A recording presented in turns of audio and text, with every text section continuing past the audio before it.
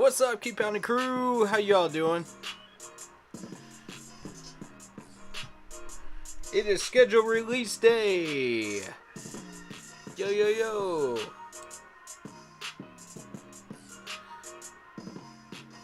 Let's get this going.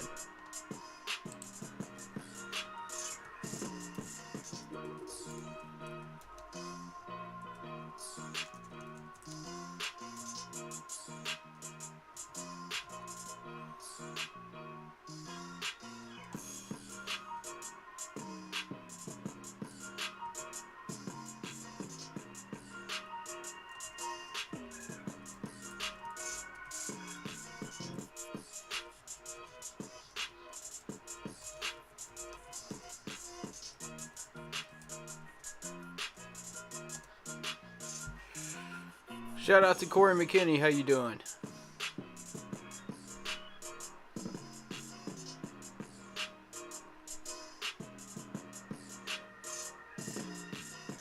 And we having another one of these situations where it's not going to pop up in chat.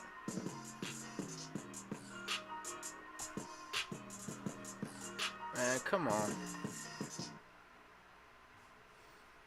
Hello, Discover Card here to explain our cashback match.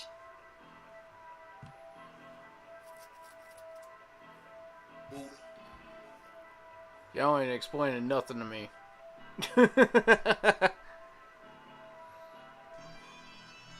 I ain't here for that.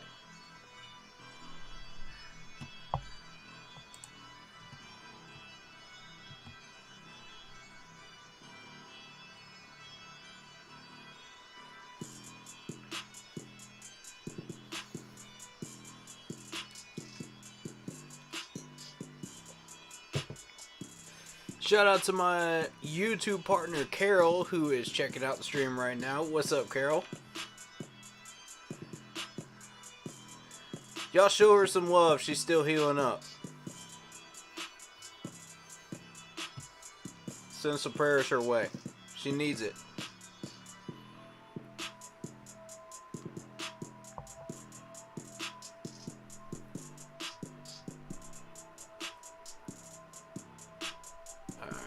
About ready to get this thing going.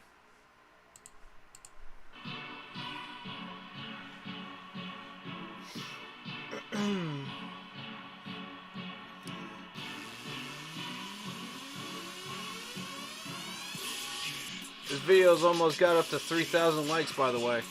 Y'all help them out.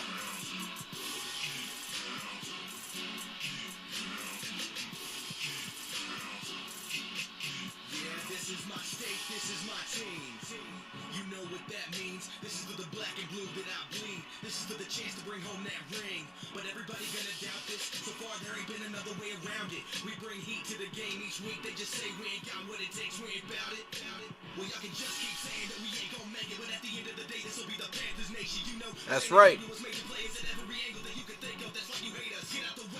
Yep.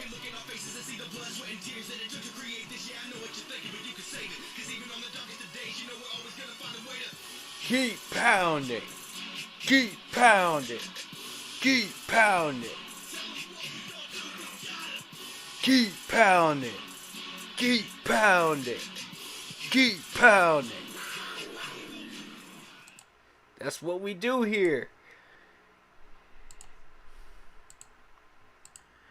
Hey, hey, hey. It is scheduled release day. How's everybody doing today? Can everybody say, keep pounding in the chat, please? Thank you. Hit that like and sub button. Hit that bell if you like the content, if you like the stream, if you like what you're seeing in the videos. If you're on YouTube. Comment down below if you feel like doing so. And share it with your friends if you feel like they might be interested in what we're doing here. Also, be sure to check out the Facebook group page, Keep Pounding in all caps, for in-game posts, polls, opinions, and reactions to NFL news. Plus, you'll know when I'm posting videos and when I'm going live. You don't want to miss it, folks. Go check it out. Shout out to my YouTube partner, Carol Hux, who is in the house right now watching this stream. We appreciate you. We're sending some love your way. Send some likes for her, man. Throw up some likes. Throw up some hearts, man. In chat. Throw some love up here, man. For this lovely, lovely young lady. As she heals up from her injuries and what she's dealing with. So we are excited to have her back. Sending info for me to use on the stream. So that is very, very cool. Alright. So, schedule release day. Let's get into this. That's what y'all are here for. So let's do this. Preseason is going to be very, very interesting because of the fact that we have the Buffalo Bills in week 3 in preseason. Why this is interesting is they have 7 of our prior players on that roster. And we're going to get to see them back here in Spartanburg for the training camps in the end of July and the start of August. Now, why is that important? Because we're actually going to be able to test ourselves against prior Panthers players and the roster that McDermott has built. So, I think that's a really, really good start to 2022. Considering we are using 2022 to build, we're probably not going to win more than 5 or 6 games in 2022, which should put us back in the top 10. That's my prediction, right out of the gate. So don't expect a whole lot this year. If they exceed our expectations, awesome. I always encourage this team to beat out my expectations. But if we can't, we can't. It's not a big mystery that we have a lot of dangerous teams on this schedule this year. And it's a little daunting. It's a little frightening. I'll be honest with you. Let me get this schedule up on the screen for everybody. Alright, so we're going to start out with the Washington football team, week 1 of preseason. Frankly, that's a good warm-up for us. We go through all the warm-up drills. Ron Rivera will be back in back watching our team as well as us watching him. And that's going to be in Washington. So, in FedEx Field. Put Washington on our preseason schedule is interesting. I have no idea why they're on there, but, for all the Ron Rivera enthusiasts, I'll take it. You know what I mean? I'll take it. I'm not thrilled with it, but I'll take it. Frankly, I wouldn't encourage this because it's gonna make all the Ron Rivera people that are still on board with him be like, "Oh, we should get him back. We should get him back in Carolina." No, folks, no. There's a reason why this man was fired. Okay, actually, there's a whole long list of reasons why this man was fired and went up to Washington, and y'all know my list. If you've been paying attention to my videos. So I don't want to hear about that anymore. Then week 2, preseason against the New England Patriots. Y'all know how I feel about the New England Patriots. I don't care if it's preseason. I want to win against these clowns. Okay? All due respect to all the Patriots fans out there, man. But for real, man. there's probably a lot of decent New England fans in our crew, and I got love and respect for y'all, man, but I cannot stand that team. I cannot stand them. I can't stand them. I can't stand Belichick. So, y'all know when we go into that preseason game, I'm going to be going hard. I'm going to go hard, man. I'm telling you. Plus, we're going to get a full-on idea of how good our players really are against New England. Yes, New England has been struggling over the past couple of years. It's not a secret. They brought in Cam Newton, to try to solve their problems. They're still struggling. But it's Bill Belichick. He'll figure it out. But here's the thing, man. We're still playing against the Patriots. Okay? We got to be on guard in every area. Every area. That means no screwing around, no mouthing off, Robbie. And not getting the catches that you need to get. That means no slacking. Matt Rule. Yeah. Come on, man.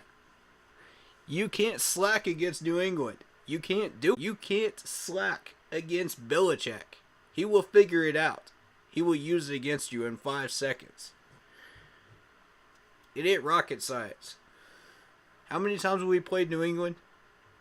We played them in the Super Bowl in 2005, for goodness sakes. If we can't figure that out, we're in real trouble. We're in worse shape than I thought we were. You know what I mean?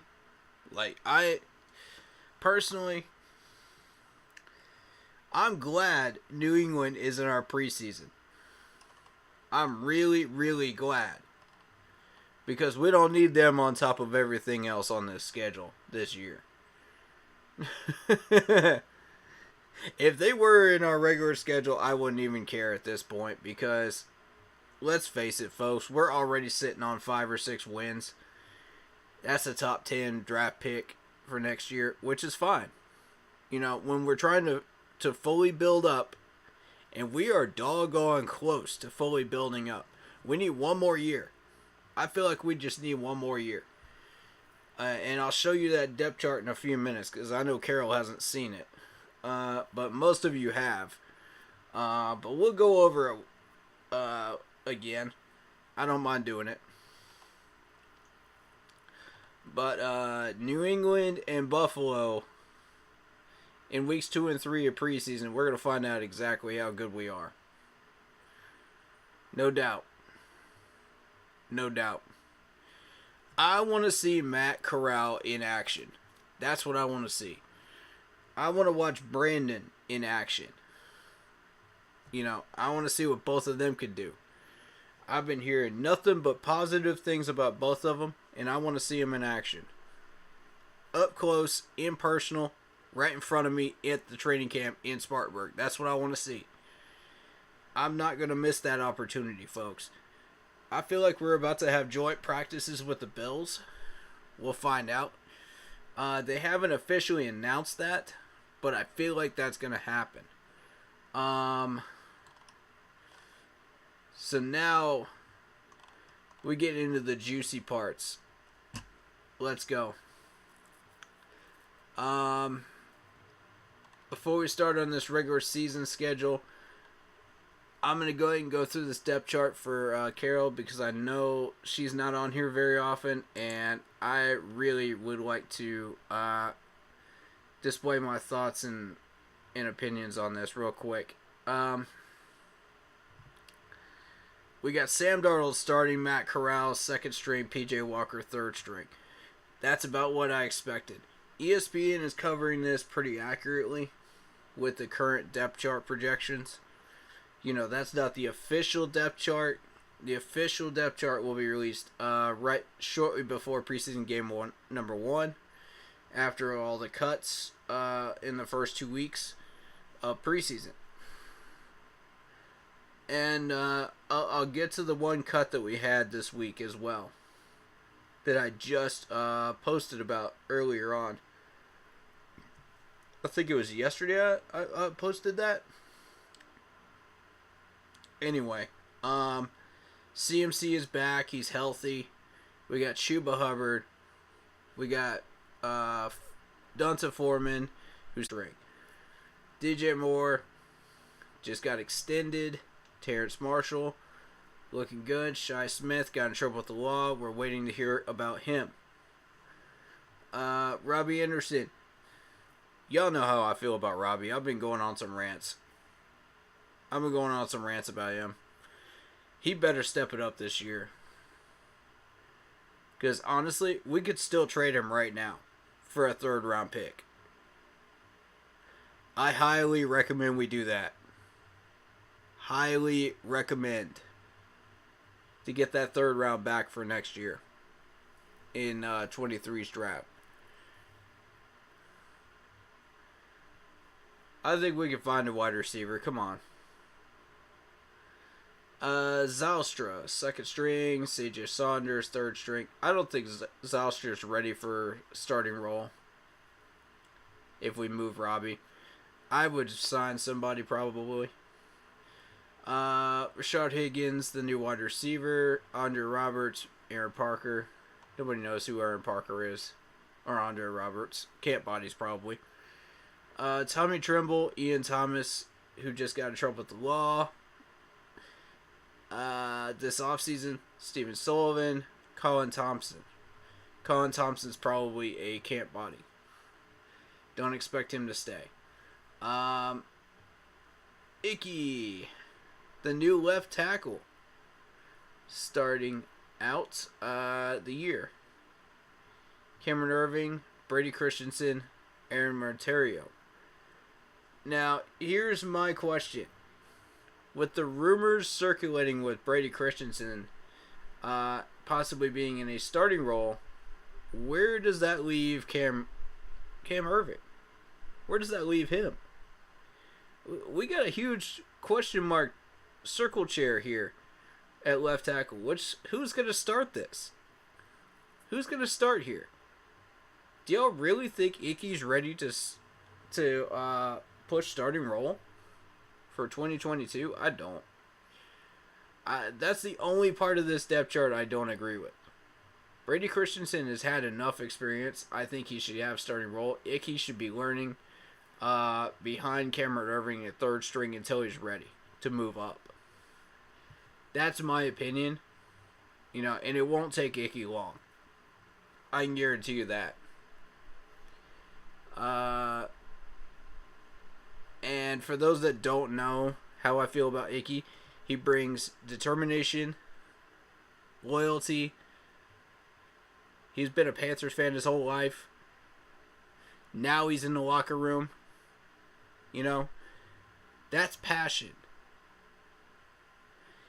He brings discipline. Desperately needed discipline to this locker room. Where we have Matt Rule breeding laziness. We have Icky who can bring discipline back to the locker room. He's just the start, folks. We start building up players like that. We got a couple of Pro Bowlers from the Rams. Let them take the lead too. Watch what happens. Former Super Bowl players too. Matter of fact, who just got rings with the Rams. Let them lead. We need leaders. We don't need a bunch of followers. We got a bunch of followers in this locker room already.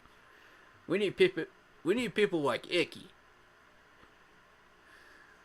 The first press conference you saw from this man, he was reared and ready to go.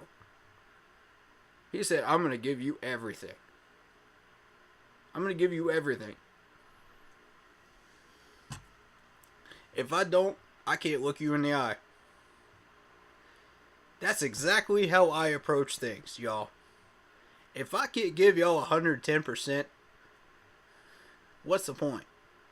You know what I'm saying? Like, what is even the point of me doing what I'm doing? But I give y'all 110% every time I come on this stream. That's the type of players we need in this locker room is Icky. I love it. Dude, I'm happy. I'm happy with this first round pick. I think we hit a home run. I'm happy with it. Pat Eflin, Cade Mays, Michael Jordan, Dennis Daly. I like Cade Mays over at left guard. I think that was a good move. Technically, he was listed as a tackle on ESPN, but he does play guard. He does play left guard, so I'm okay with this. Bradley Bozeman, the new Rams center, Pat Eflin, Sam Tacklenberg. At center, Austin Corbett, Deontay Brown at second string, Mike Horton, third string, right guard. I agree with this one. 100% I agree with this one. Yes. Put the Pro Bowler at starting role. Deontay Brown, we need to see more of him in training camp. We need to see more of him in preseason, second string.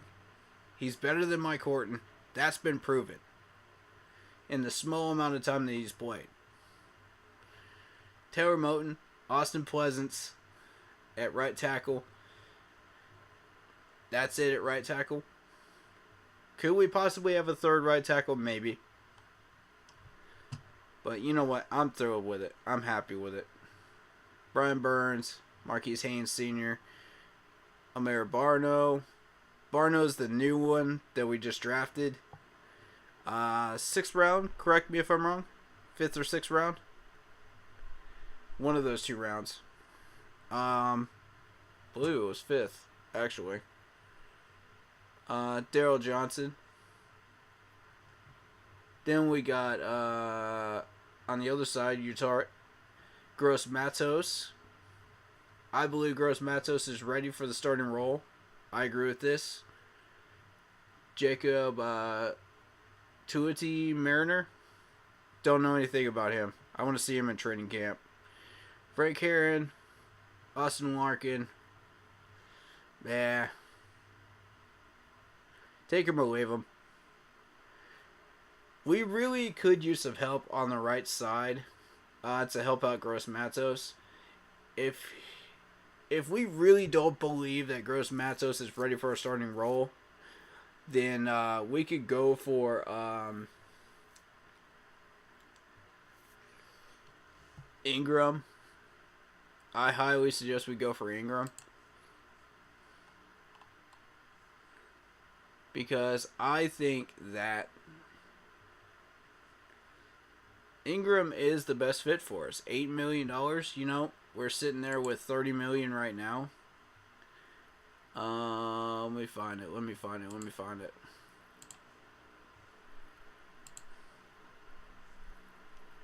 There's the stats on Kaelyn Barnes, if you're interested in Kaelyn Barnes. 6 foot even, 186 from Baylor. That 7th round rookie corner. But here's what I was looking at. Projected contract, 1 year, $8 million. We can afford that. He fits our schedule, our system. He fits what we're trying to do. I like Melvin Ingram. Yeah, he had a rough time with the Pittsburgh Steelers. Room full of defensive ends that can back him up. We still got Gross Matos who could step in at any point. I would feel very, very confident going after Melvin Ingram if we can't get James Bradberry off free agent list. I really, really want Bradberry. I want him back in the worst way. And going back to this depth chart, to get rid of Troy Prod Jr. right now, and Keith Taylor to get him. I would feel confident doing that. Because if you look at our corner room, we've got Dante Jackson. We've got J.C. Horn back, healthy. We got C.J. Henderson. I love it. You know? Melvin, I'm not sold on. That would be the number 4, that we're trying to fill. Bradbury would be a perfect number 4. Oh my goodness, would he be a perfect number 4 at the corner position. And Chris Restory is just a camp body at that point.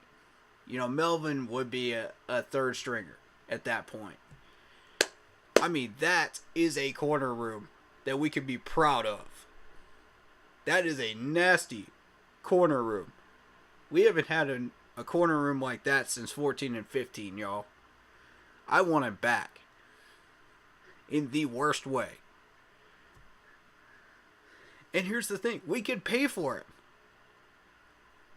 We can pay for it. If you look at what we've got in cap room next year, $28 million in cap room next year. Add on the amount of money that we're not spending this year, that's over $30 million. We can afford him right now. Why are we not on the phone with this man? Bradbury's last contract was $10 million. $10 million for 1 year. If he asked for that same amount, for 2 years, 2 years, $20 million, done. Pick him up. I want him. Sold. I would be willing to toss Troy Pride and Keith Taylor right now for that. And pick up an extra $1 million. So that we are not, out in the desert as far as money is concerned. That gives us... Let me see if we're over the cap. How much are those two on contract for? As a matter of fact. I was going to look that up earlier this week. But I mean, since we're on stream, why not?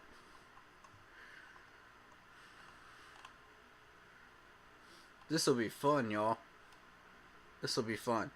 Alright, so Bardo's contract, we're looking at about $751K. Okay. Rookie contract. Cool. I wanted to see some of these rookie contracts as well. Brandon Smith, $705K. For what Brandon Smith has given us, that's cheap. I like it. Deontay Brown is eating $871K. 0.5. Yeah. Not bad. So I'm looking for Keith Taylor, correct? Keith Taylor's one of them. Yep, Keith Taylor.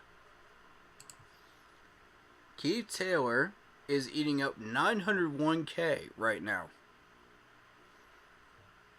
Think about this. Then, I want to see Troy Pride. Troy Pride is eating up $1 million of our cap right now. That's $2 million back this year. That means we are getting Bradbury on an $8 million deal. Once you cut those two. Now, doesn't that sound fantastic? Come on. Come on. How many times do you see a corner hurt on our secondary, man? How many times? I mean, this is... Oh, boy. I could sell this case so hard to the management right now. I could sell it absolutely and positively right now.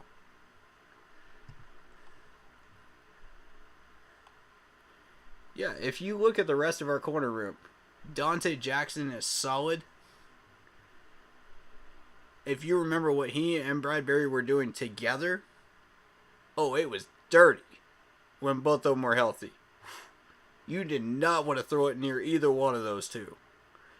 You'd have a better shot at getting it past Dante Jackson than you would Bradbury.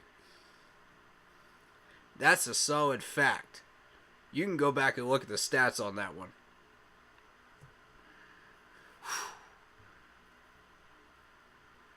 I mean, I love J.C. Horn too. I love J.C. Horn. And this would give J.C. a little time to prepare himself too and learn under Bradbury. If you want to sub him out for Bradbury, go for it. If you want to sub him out for Dante Jackson, go for it. You have that option with Bradbury on this roster. If you feel JC is ready for that starting role, then yes, you have that option. If Dante starts falling off the wagon wheels, put him in. If Bradbury starts falling off the wagon wheels for the amount of money we're paying him, put him in. It's that simple. CJ Henderson's there to back him up in case there's an injury. And then you got Melvin as an emergency. I mean, there's no reason why we can't do this. It's simple math.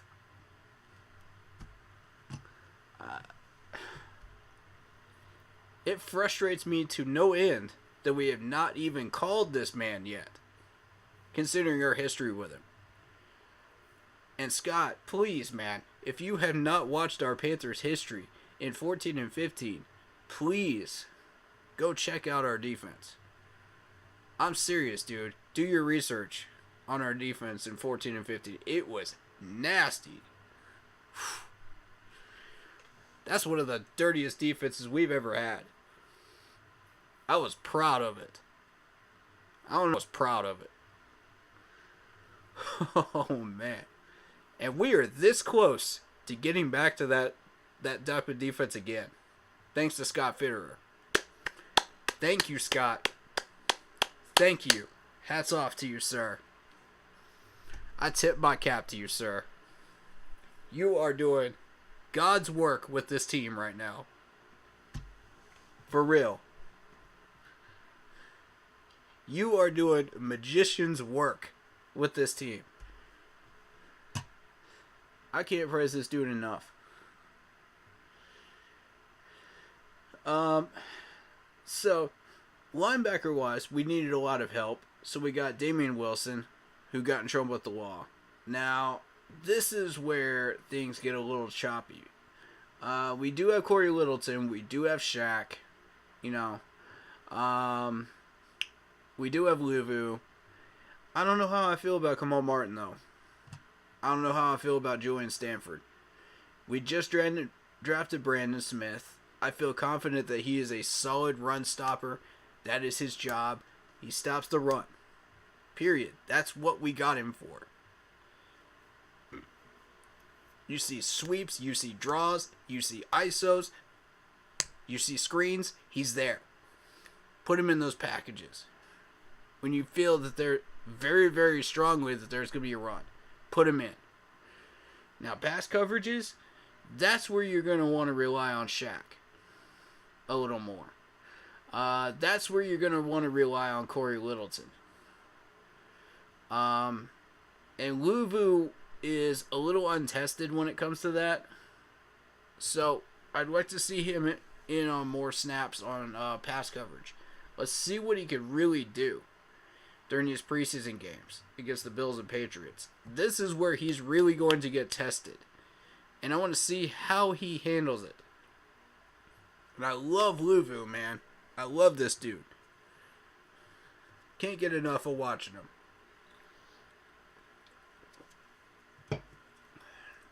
We're going to see plenty of them in preseason, and it's going to make me very, very happy. But yeah, there's a couple of players I'm still checking out, though. Defensive tackle wise, we got Matt Ioannidis. Happy with that. Derek Brown. I'm a little shaky there, because our run defense in the second half of the season last year was awful. And I'm not saying Derek Brown was entirely at fault, but he was one of the major factors that led to the downfall there. David Nixon, same thing. Phil Hoskins, same thing. They're all excellent tacklers, don't get me wrong. Bravion Roy, same thing. Excellent tacklers. But we need a run stopper. You know what I mean? And Matt does exactly that. He will plug those gaps. So, again, excellent job, Scott Fitterer, for pulling in who he did. We go to safety. We got Jeremy Chin. We got Justin Burris. Happy with that right there. Sean Chandler should be third string. I'm okay with this. That's exactly where he belongs. He's still better than Sam Franklin. But, barely. Barely. Because Sam Franklin, to me, is practice squad material. I wouldn't say camp body, but I would say practice squad material. There's a big difference between that and camp body. Camp body can be cut at any time. Anytime. Like, that would be...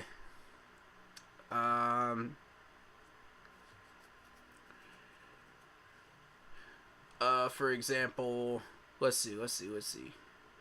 Austin Larkin would be a good example of what a camp body could possibly be on this roster right now. Chris Westry, So, yeah, Sam Franklin Jr., I wouldn't exactly call him a camp body. I would say practice squad material, which is a step above that. When you're talking camp body material, you're talking 90 players.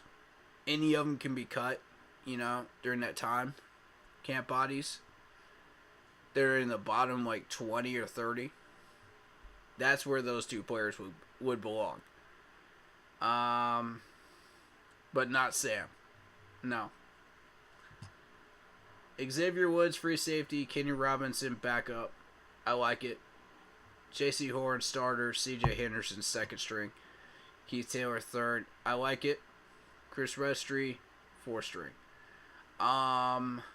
Melvin is a hair better than Troy Pride Jr. I will say that. I will say they got that one right. Miles Hartsfield is technically a free safety, if you want to get technical about it. So, I don't know why he's not listed as third string free safety, but that's okay. I'm cool with it. And again, the only one you're not going to see on here is the corner that we just drafted, 7th string, which is Kaelyn Barnes, who is the second fastest 40 time in the combine at corner. Yes, he is from Baylor, but did you notice the emphasis on speed in this draft? And look how much better this depth chart is. Now, this depth chart is going to end up going up against this schedule that I'm about to show you in a minute. Last second thing I want to point out is Johnny Hecker. If you notice Johnny Hecker and his trick punt plays, dude's ridiculous. He's ridiculous on those trick plays with the Rams. We got him. He's our punter now. I don't see... Okay. They made J.J. Jansen a long snapper. And Zane Gazal is the punter kicker.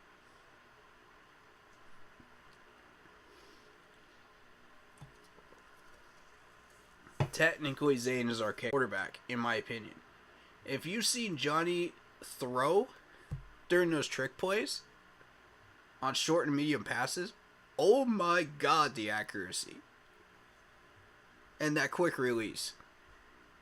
I was like, whoa, we got a winner here. I'm surprised. So, not only do we have a trick punter, we got a 4-string emergency quarterback here. So, PJ, your job might be in some hot water here. you better start picking it up, buddy. That's all I'm going to say. Because this training camp quarterback battle is going to be hot. It's going to be red hot. In end of July, start of August. And I would not put it past Mr. Johnny Hecker to make a run at that third string quarterbacking job too. And give PJ all he's looking for in that battle.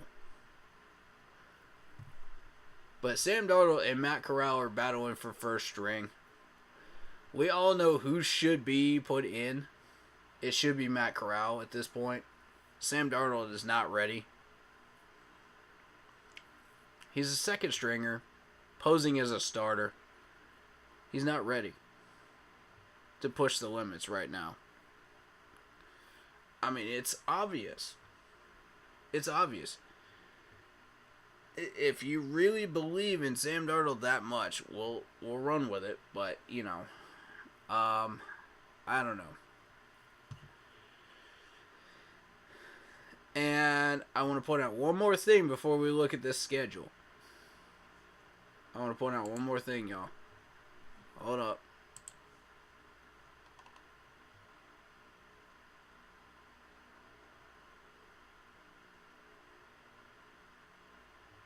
There you go. Thank you, Carol, for putting up the Zoom chat ID number. I don't know why it wasn't showing up. I appreciate that. But yeah, check this out. Icky's first test is going to be Myles Garrett. How about that one? We're going to find out how good Icky really is. On the first day. In the first week. Oh, this is going to be fun, y'all. That's a clue to who we're playing first. If y'all haven't seen the schedule release yet, and you're just coming on here to see it, then you're in for a treat. You just got a clue as to who the first team is. That's right. It is the Cleveland Browns. Step right up. The team that screwed us out of Deshaun Watson.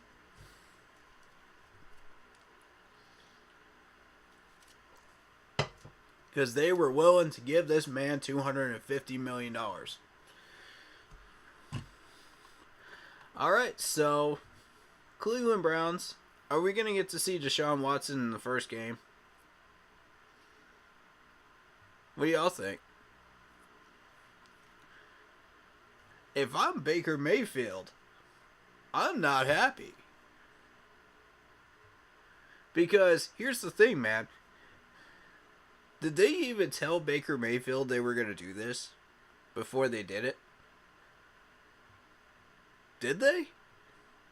I got questions on that one. That would piss me off if I was Baker Mayfield. I'm not even going to lie to you. Ooh, that would make me mad.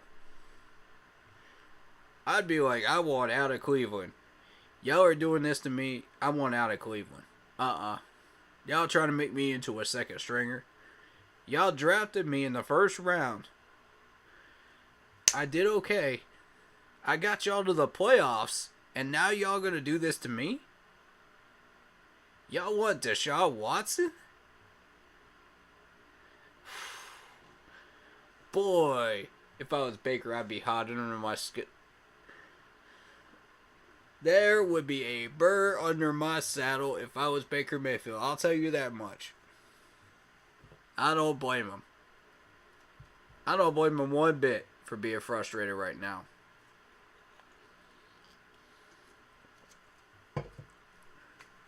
Just look at it this way, man. If you look at Cleveland's history in the past 2 years since they drafted Baker, what year did they draft Baker?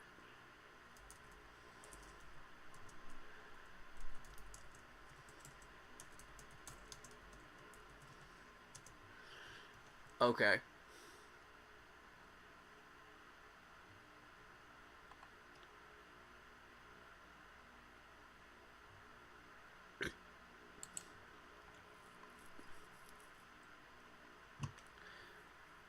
The Cleveland Browns selected Baker Mayfield as the number 1 pick. Number 1 pick that year. In 2018. Think about this, y'all. This man's been in Cleveland since 2018.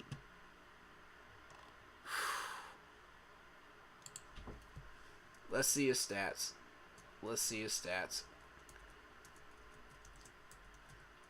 I gotta do it, y'all.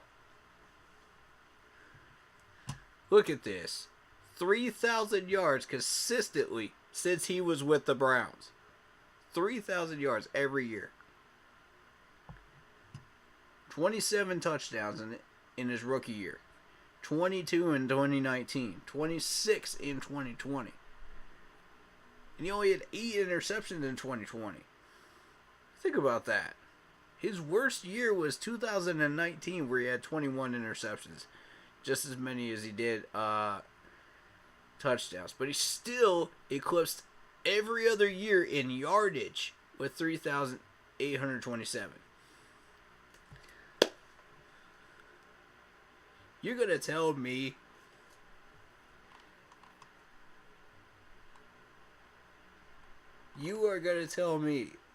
after what this man has done for the Cleveland Browns,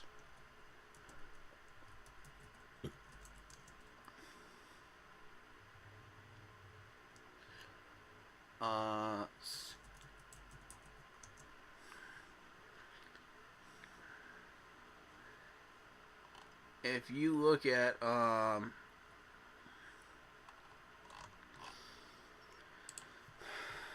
let me see. Last 3 seasons.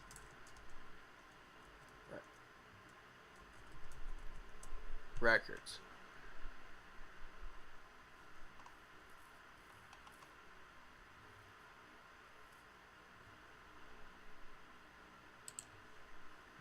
Okay, let's take a look at the last 3 years, y'all. The last 3 years since this man was drafted, 7-8. Browns were still building their team. You know, Hugh Jackson was the head coach at the time. 6-10.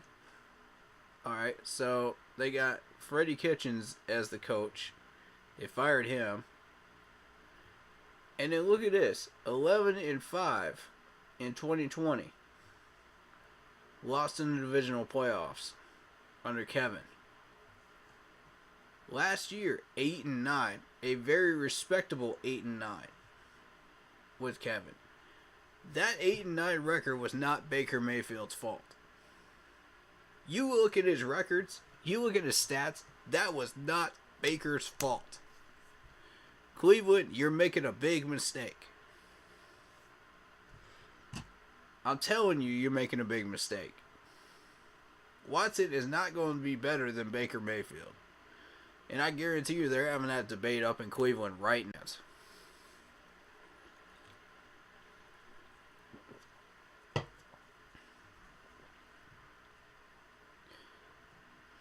1-1.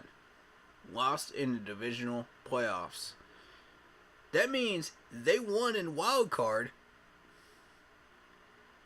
against the Pittsburgh Steelers in the playoffs that year. Yes, the Pittsburgh Steelers, who have been driving them up the wall with blowout wins over the Browns over the years. They slaughtered them, went into the divisional round, and lost the divisional round to a better team. And Baker Mayfield gets the axe for that?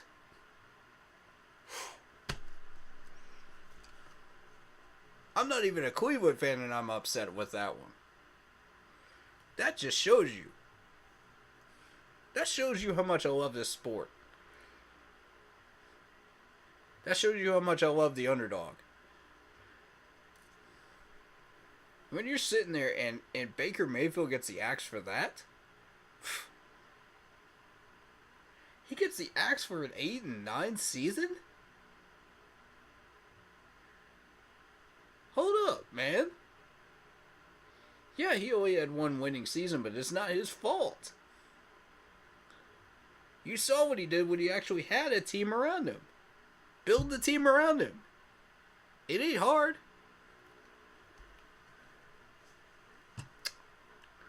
Man, shoot. Let him come to Carolina. Let him come to Carolina. We'll trade him Sam Darnold in a heartbeat. Watch what we can do with Baker. And Matt Corral.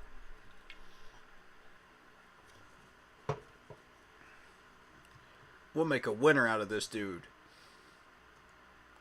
With the line that we just built, we'll make a winner out of this dude. No doubt in my mind. If you could go 11-5 with the Cleveland Browns after just 2 years of building, man, bring him here. Bring him to Carolina. He's welcome here. I don't care what the naysayers say.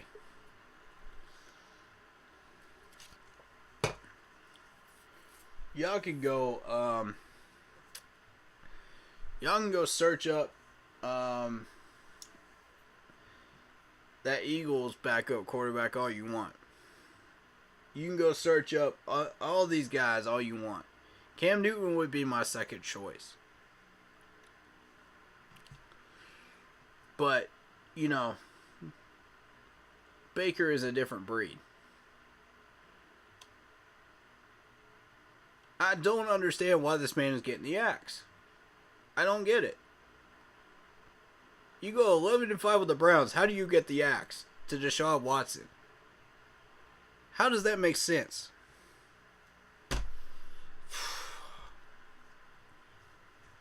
Why am I getting worked up over this? I'm not even a Browns fan. I'm not even a Baker Mayfield fan at all, but that just frustrates me. I don't blame him. If he's upset with that, I don't blame him. But yeah, Cleveland Browns, first team we're playing. We're going to see Deshaun Watson. We're going to see him escape artist Newton. Realistically. At this point in Deshaun Watson's career, it's like playing Russell Wilson or Cam Newton. And to me, you know, if we were practicing against that, we wouldn't have a problem with it. What up, Kaelyn? How you doing, man? Shout out to you. But, yeah, dude. If we were practicing against one of those types, then we wouldn't have a problem with this. Like we were back in, the days when Cam Newton was on his A game. You know, back in 13, 14, and 15. Those were the days when we knew how to handle those types of quarterbacks. We could handle Russell Wilson without a problem. We know how to handle Lamar Jackson without a problem. You know, because we've been practicing against exactly that type of quarterback. The RPO type of quarterback that can run. That can escape the pocket and keep the play moving. But see, now, we haven't been practicing against that. We've been practicing against Sam Darnold. Y'all see the problem here? That's why we got to have some run support. I don't see that going well. Unless we get some run support. And that's why we drafted this linebacker from Penn State, Brandon. That's exactly why we drafted him, folks. Alright, so Cleveland as a whole, right now, they're kind of 50-50 on the fence. Do they want to take that next step, or do they want to sit there, you know, at the 8 and 9 level, you know, as they were last year? That's the question mark. You know, how did they build during this draft? How did they build during free agency? And we'll dive into that towards the end of preseason. We'll go a lot more into detail on that at that point. I don't want to go into detail on it right now, unless y'all want me to, because we got a lot more teams to cover. Week 2 against the Giants, we got a win here. In New York, that's a win. I'm already calling that one a win. Giants are a mess. They're a train wreck. And they just lost Gettleman to retirement? Oh yeah, they're done.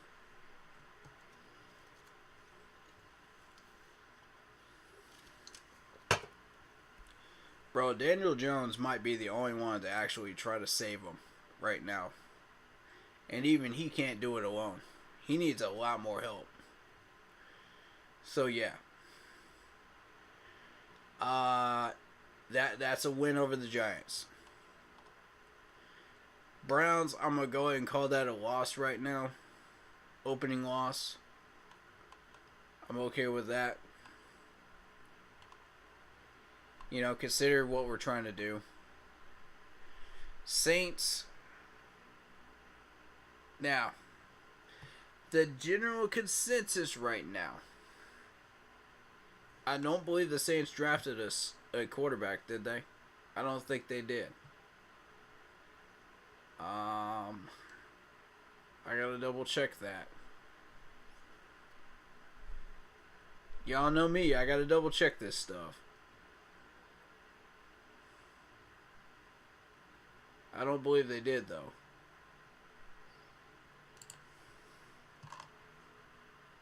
Let me Google what they did draft. Saints draft picks 2022.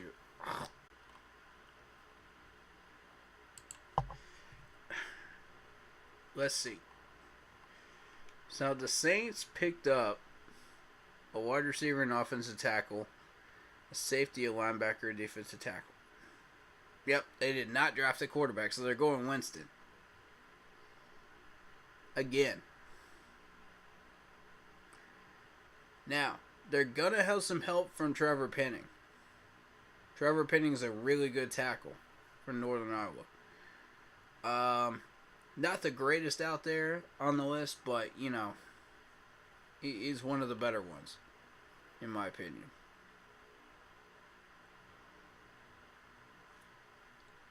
They mostly got help on defense. Safety position, linebacker, defensive tackle. Honestly, that wasn't the most thrilling draft for the Saints. So, for me, I'm thinking we got a shot against these guys. At home, week 3, this could possibly be a win. If we're going to split with the Saints, now is the time to do it in week 3. That's the time to get the W.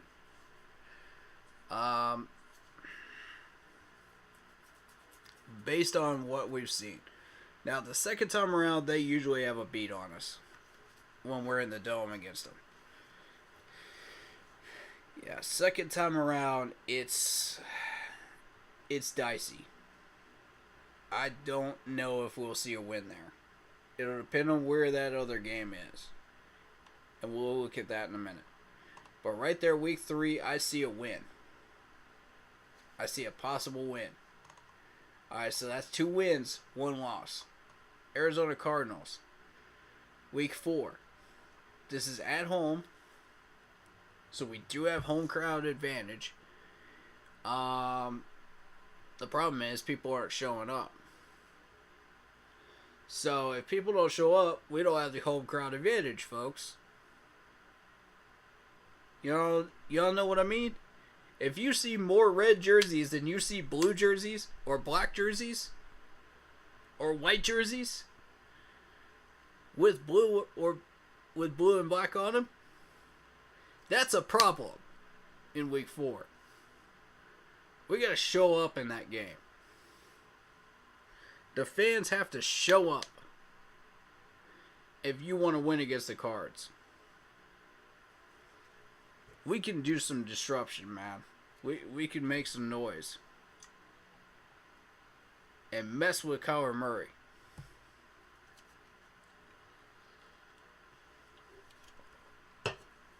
Because here's the thing, man.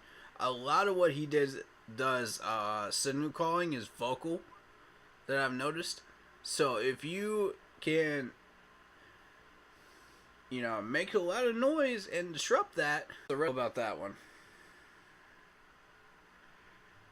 Right now, I'm going to call it a loss because right around that time is where we start acting a fool and showing our inexperience and our undisciplinedness and our laziness on the field, and we usually take that loss around week 4 and week 5, which is a real bad time for that to happen. Because guess who comes up next? San Francisco. And San Francisco, at home, has been getting a little bit better. San Fran's been building up that roster a little. So, I'm not quick to say that's a win just yet. I'm thinking 60-40 it's a win right now. I'm not in a hurry to say that's a win right now, at the moment. But, again, we got the home crowd advantage. Big 3 games here. Saints, Arizona, San Francisco. All 3 of them we are at home in a row. After a Giants win on the road.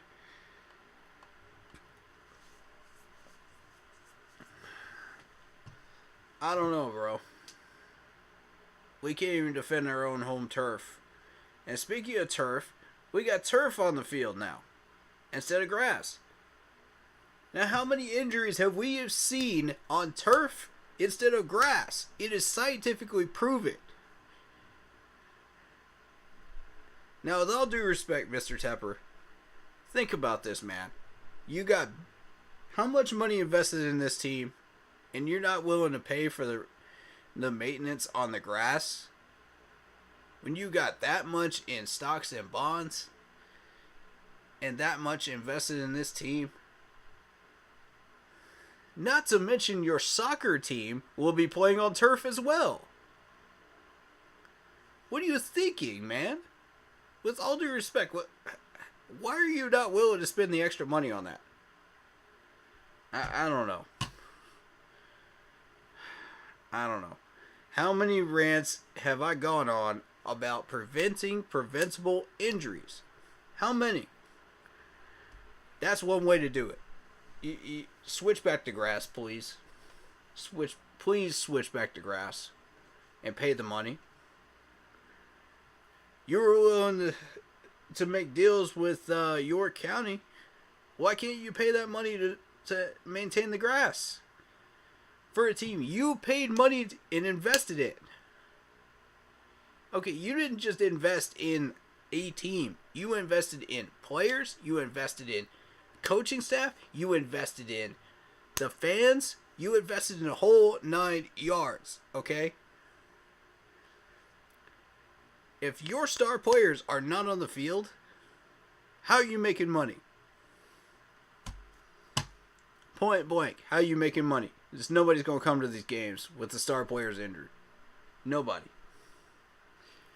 And that's exactly what's going to happen week 4 and week 5 against the Cardinals and the 49ers.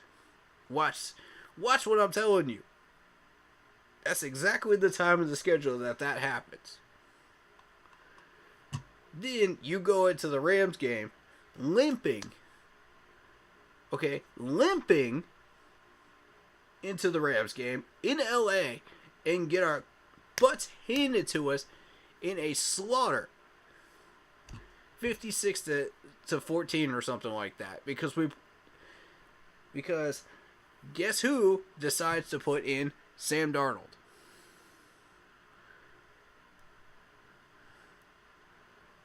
Man, y'all know how I feel about this.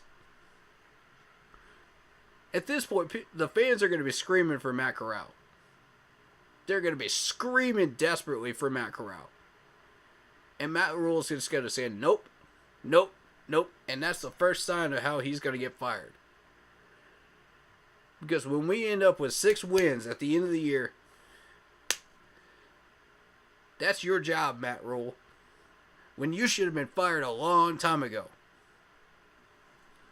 This is ridiculous. How this man is still on our schedule, on our roster right now as our head coach. So, by week 6, we're going to be sitting there going, okay, we've got this player injured, this player injured, this player injured because of turf, because our owner will not pay for the grass. And secondly, we're going to be limping into that game because guess who decides to put in Sam Darnold? That's a slaughter. That's a recipe for a slaughter right there in LA. I mean, you got all the ingredients for a slaughter in LA. That's going to make some people sick. I'm going to tell you that right now. And, I mean, even if we had all those players, it would still be a butt whooping. We would still lose by 14, even with the roster we got right now. Even as nasty as we think it is. And here's the thing, folks. Every year we think, oh, we got a nasty roster. We got a dirty roster. We can come in here and do some work. Yeah. Hoorah, hoorah, hoorah, hoorah. We go into the season. First 2 wins. All right. Week 3 and 4. Y'all know what I'm saying? Like, come on, man. Y'all are ridiculous. This has been going on for 6 years, y'all. I can't. Y'all need to change your expectations. What are you expecting is going to be different this year than the rest of these years when we got Matt Rule as a head coach? I mean, this is a 3-ring circus of Barnum and Bailey at this point. Until you get rid of the garbage ringleader, we're not doing anything.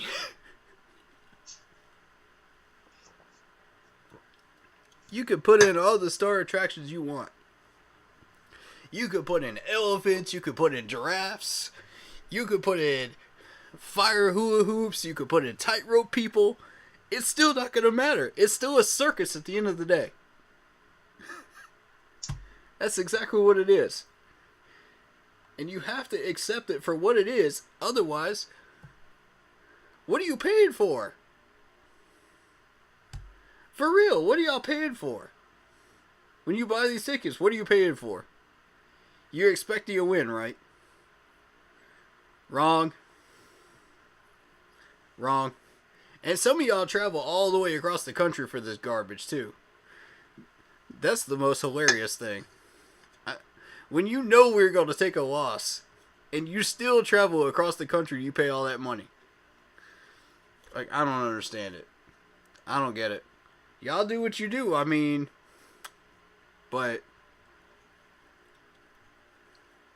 you know, it's your money. Personally, I wouldn't invest in any of those games unless I knew that we had a solid shot at a win. At least a 60-40 shot at a win. Otherwise, I'm not paying. You know, do y'all realize I paid $100 for the cheap seats back in 2015? For the cheap seats. Can y'all imagine what the lower bowl seats are? That's what y'all are paying for. Some of y'all. If you come in to see a slaughter, why would you waste a thousand? Y'all, don't waste your money. Don't waste your money on games like that. Now, if it's only in your region and you could only see the Panthers if they play in LA, that's another matter. You know what I mean? But if you live in Charlotte and you got to pay money for the stadium, I get that. Okay? I get that. You're required by law, correct me if I'm wrong, you're required by law to pay for the stadium if you live in the Charlotte area.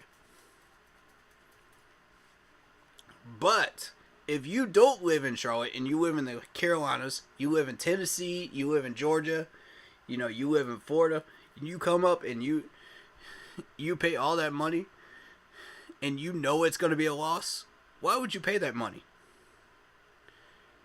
Why would you invest your hard-earned dollars during a COVID pandemic for this? Loyalty ain't a good excuse. I'm sorry. It ain't.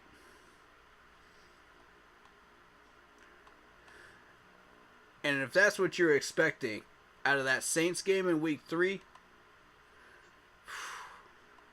I got news for y'all, man. I got news for y'all. Y'all need a wake-up call. Y'all need a major wake-up call. If that's what you're expecting against Tampa Bay, you're in for a wake-up call. I mean, this is bad, y'all. This is bad. That Rams game's gonna be an L. Tampa was gonna be an L. Don't even matter if it's at home. That's Tom Brady. Come on. Tom Brady and Gronk. That's an L. Falcons, that's a win in week 8.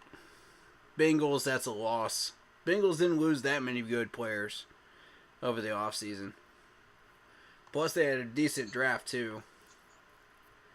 So, I mean, we're talking a win over the Falcons. We're talking week 11 against the Ravens. That's actually a good time to play Baltimore. And the reason I say that is that's not during the wild card chase. That's not during the wild card chase, y'all. What I'm talking about during the wild card chase is weeks 14 through 18. That's during the wild card chase. That's when you need to be wary of Baltimore. Week 11, I think we're okay. We can play them in Baltimore week 11 and not see too much of a problem. I don't know what that sound is. Where is that coming from? Alright, stop. That's the video down there. So, if you guys haven't seen the official schedule release video, go check it out. But yeah, week 11, that's a good time to play Baltimore. We're not too concerned about our record at that point, we're not even going to be really in the hunt, to be honest. Let's be real, y'all. Denver, we can get a win there. Bye week, we can heal up. Then Seattle's going to stomp us. Could be a close game in Seattle, but we all know the history of Seattle. Lumen Field absolutely wrecks half of what we're doing already because they're one of the loudest stadiums in the National Football League, if not the loudest. I think they're the second loudest, next to KC. But yeah, they'll disrupt a lot of what we're doing. At that point, I don't see Matt Rule staying on this team. I think he's fired. If we lose to Denver, oh yeah, fire him immediately. If we lose to Atlanta, fire him immediately. Both of those teams are garbage right now. Then we got the Steelers at home. That's going to be a loss. Detroit, that's going to be a win. Tampa Bay is going to be a loss. Saints is going to be a loss. On the road. Both of them. There you have it. I see 1, 2, 3, 4,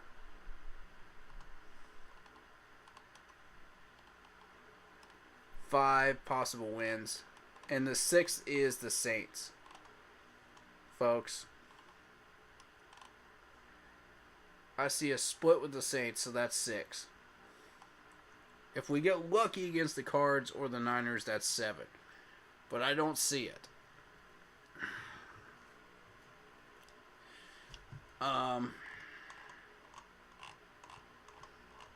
This is just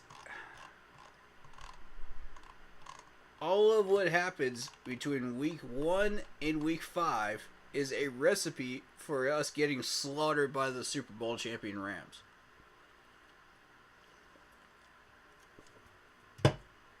All of it. Injuries, us playing lazily, not up to 100%, not counting Icky, of course, because we know he's going to come out there swinging and playing 100%.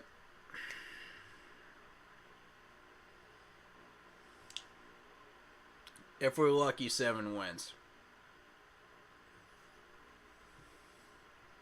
And that's with Sam Darnold in. With Matt Corral in, same thing.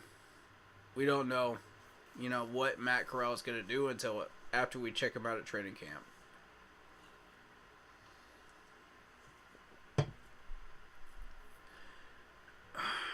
Basically, we're up the creek again this year.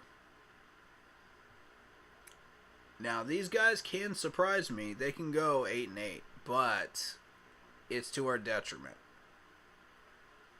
It's to our detriment, folks, because we'll be sitting there with a higher draft pick, around the 10 to 15 area, and we won't be able to get the players that we did this year. And we'll be shooting ourselves in the foot. Oh, but you have to win every game. You have to at least try to win every game.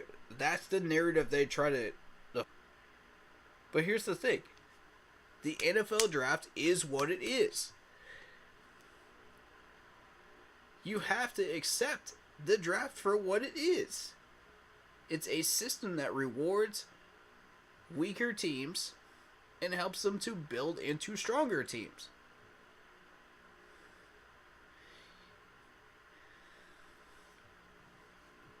If you cannot build within 3 years, you are a weak coach. Point blank. Scott is building this roster, not Matt. Therefore, Matt is a weak coach. And we need a better coach.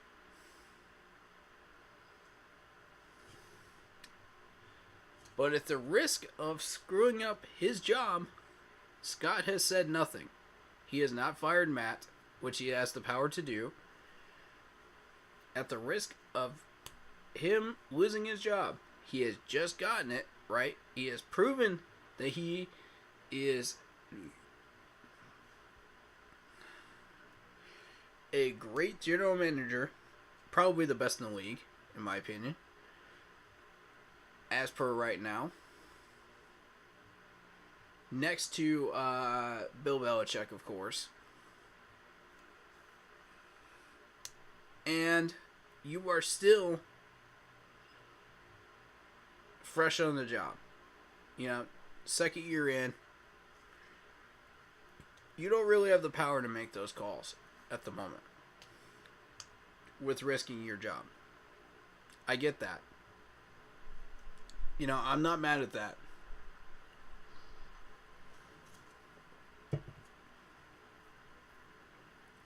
That's why I'm not fully holding him accountable for it. Now, Mr. Tepper, on the other hand, I'm holding fully accountable.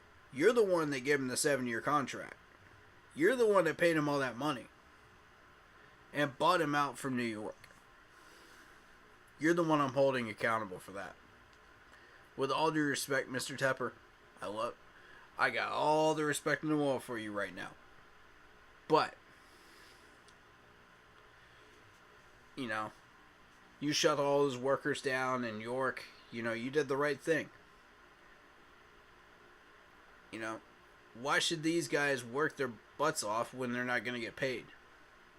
You already told them you don't want stocks and bonds in those payments. Therefore, what are they getting paid with? What is Mr. Tepper going to have to pay for him himself? No, York County. No. No. No. We're not doing that. Shut them all down. Shut all the contracts down. Nope. That land is York's problem now. Whatever they built on York County land is their problem now. Y'all shot yourselves in the foot, okay? Y'all want to come to the negotiating table and talk training camp again? By all means, Mr. Tepper is willing. But not if you're going to pay in stocks and bonds again. He already told you that.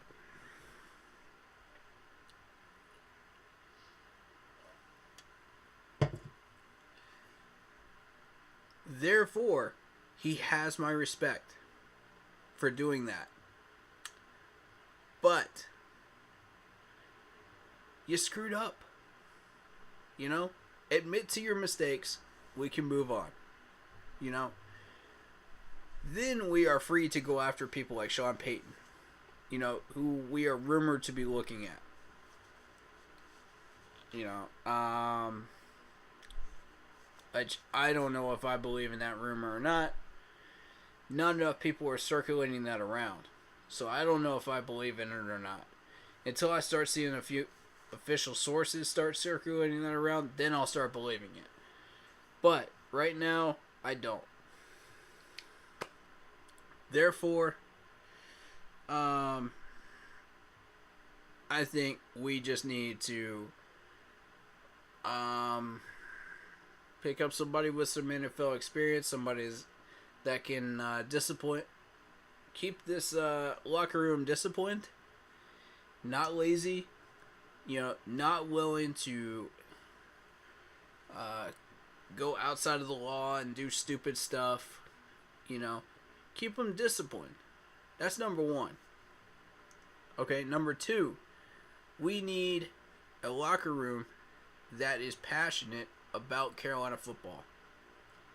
We don't have that right now. CMC can and Shaq can throw out all these like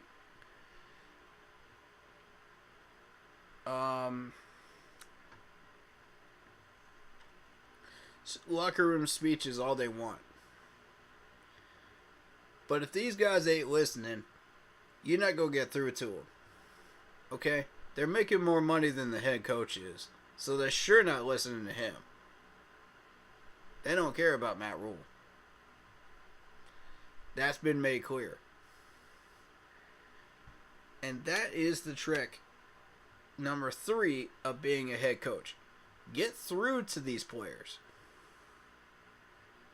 Okay, to take the lead here. I want him to grow a spine in that locker room within the first year and be like, you know what? I've seen enough of this. I'm taking over these locker room speeches. This is ridiculous. And be like, y'all are lazy. Get your butts in gear. Let's fix our mistakes. We're not here for a bag. We're here to win. And let's get out there and give everything we've got. We don't need a hoorah speech person. We need somebody that can actually motivate these folks. You know, like Steve Smith back in the day could motivate these folks, man. Luke Kuechly, Thomas Davis, whatever they spoke, could motivate these folks. Greg Olsen, because people listen to him. Y'all know what I mean? They listen to him. Those were leaders in this locker room. That's what we need again. Ain't none of these guys speaking up. Ain't none of these guys making their presence known and growing a spine in that locker room and telling them, we can't do this anymore.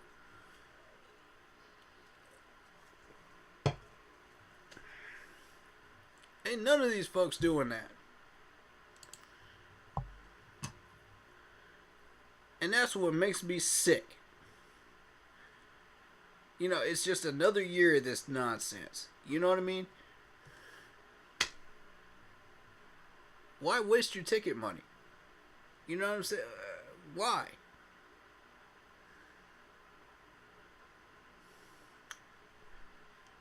man, and mention, what do you think about the Panthers? The first thing they say is Matt Rule.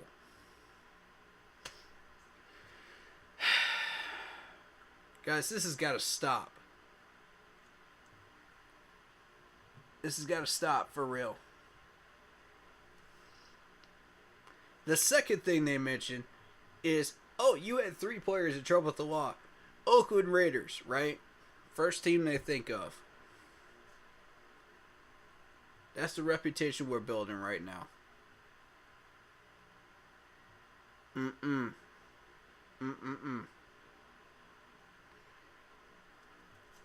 That ain't it, folks. I'm going to tell you that right now. That ain't it. We keep doing this. We keep running down this path. I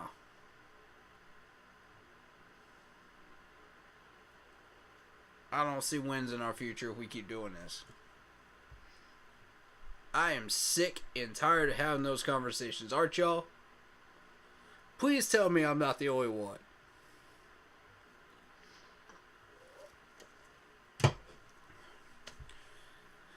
Y'all don't have to have these conversations. I do. Okay? What y'all don't understand is I am a YouTuber. I'm a Panthers YouTuber.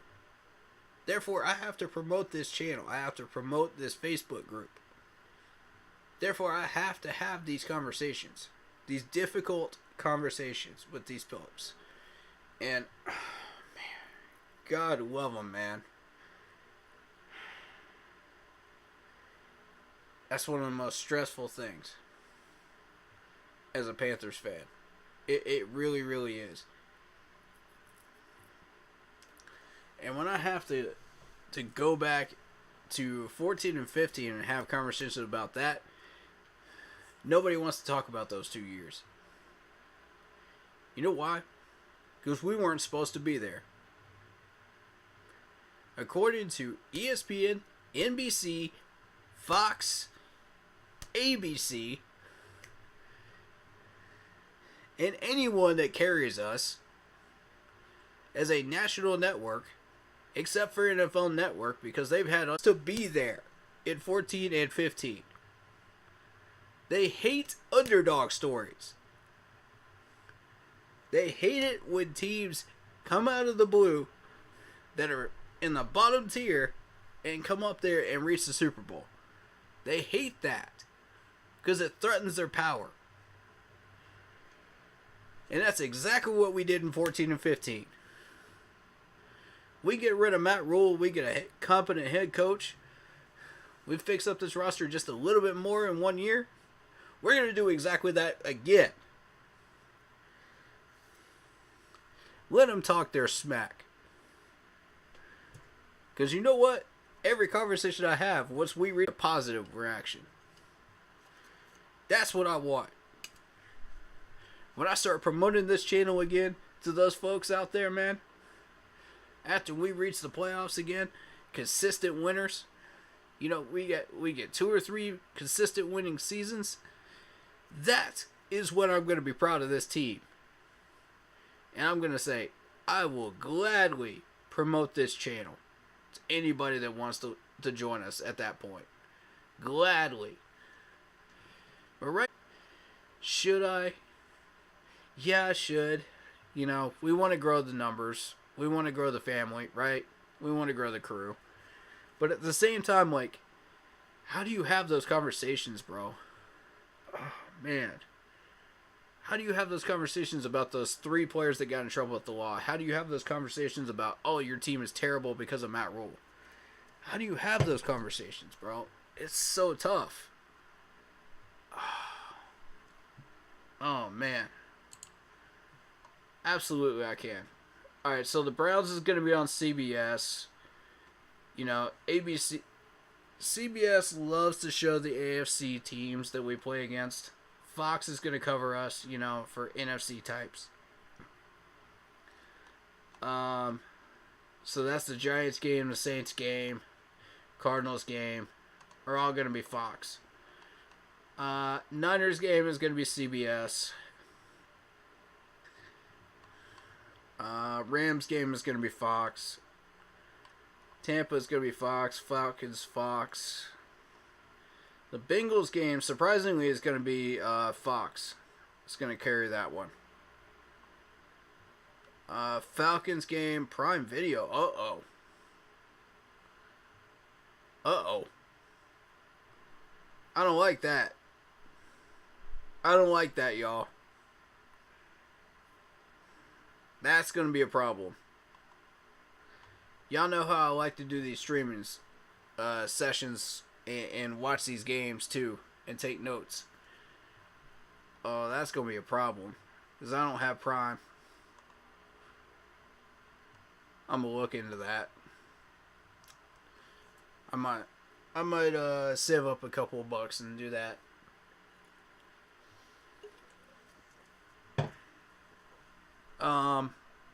Ravens, Fox. Again, that's surprising. CBS usually covers those AFC teams. Denver Broncos, Fox. Seattle game, Fox. Steelers game, CBS. That one doesn't surprise me. That Steelers are often hosted on CBS. Detroit, Fox. Tampa Bay, Fox. Saints game, probably Fox. Okay? It's not listed, but, you know, there you go. I'm seeing 6 wins. 7 if we're lucky. Again, I'm going to mention that. But how do you have those types of conversations with Panther fans that we're trying to recruit? You know, back to my point there. That's, you know what I mean? Like, when we're trying to add to the crew, we're trying to add to the family. I don't like having conversations like that. So we got to change this team's culture, man. We got to change what we're doing. And it starts with Matt Rule. Everybody knows this. I mean, it's not a big secret. So,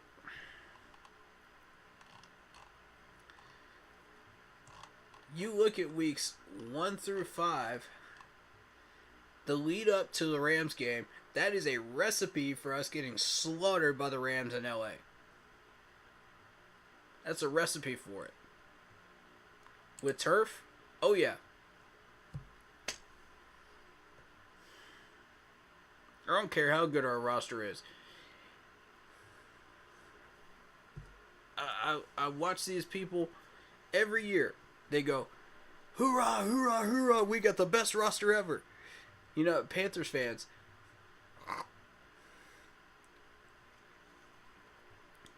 we get to week 4 or 5, and it's just pure disappointment. Every year. Pure disappointment. And then these same fans that were going, hoorah, hoorah, hoorah, we got the best depth chart ever. We got the best Panthers team ever. We're going to win every game. We're going to get to the Super Bowl. We're going to do this. We're going to do that. We don't do half of those things that they're saying. Every year. Y'all building yourselves up for nothing. Y'all building yourselves up for nothing. Be realistic. What is this team really going to do? The same thing it does every year. Try to conquer the world. Pinky in the Brain reference, by the way. I know y'all appreciate that one.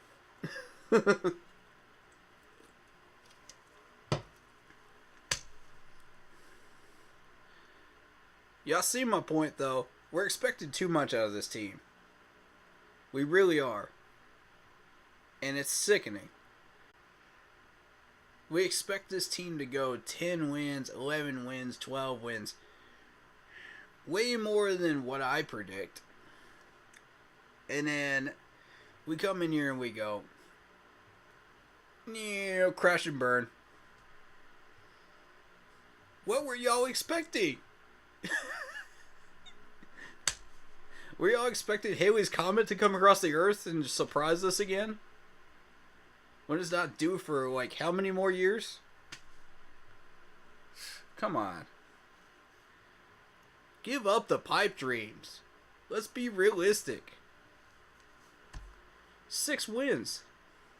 Maybe 7 if we're lucky.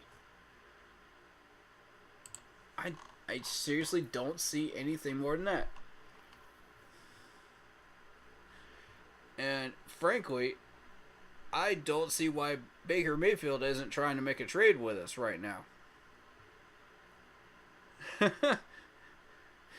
Yeah, let's screw over the Browns. Let's send them Sam Darnold. Y'all can have Robbie too in that trade, by the way.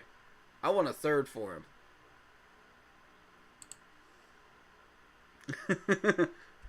Like, I'm not even gonna hold y'all, man.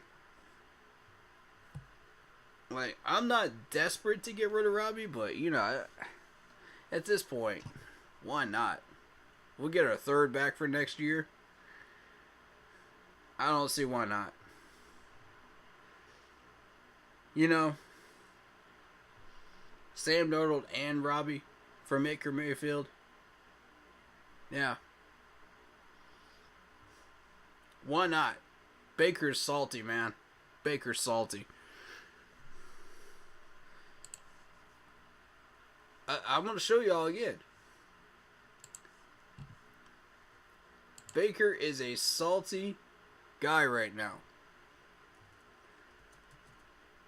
Browns' last 3 seasons. Look at this. Y'all tell me why Baker's salty right now. Y'all tell me. First winning seasons that the Browns have actually gotten past 5 wins since 2014 with Baker Mayfield. And y'all gonna throw him out the window like that?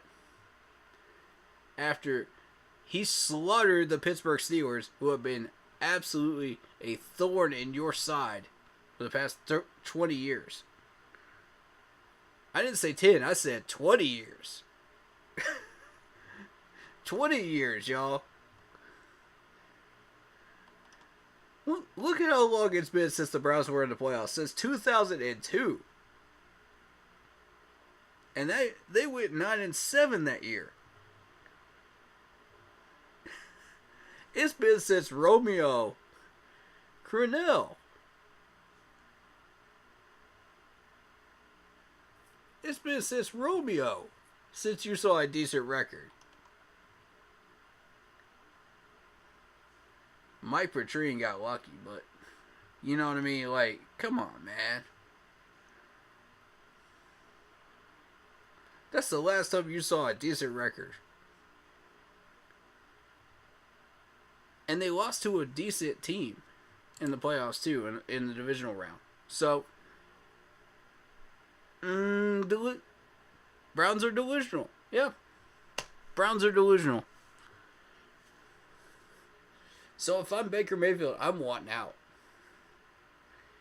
You know the first place I would want to go if I was Baker? Carolina. You know why? Look at the draft we just had. Look at the free agency we just had. I would get on the phone with Scott Fitter and I'd say, you know what? I'm salty with the Cleveland Browns. If y'all are willing to dump Sam Darnold, if y'all are willing to move Robbie, I might consider coming to Carolina. Might. Y'all better give me some protection. And some decent money. Might.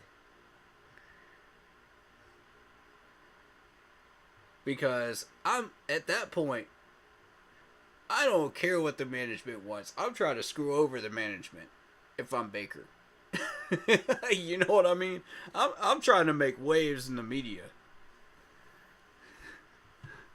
But, you know, it is what it is, man.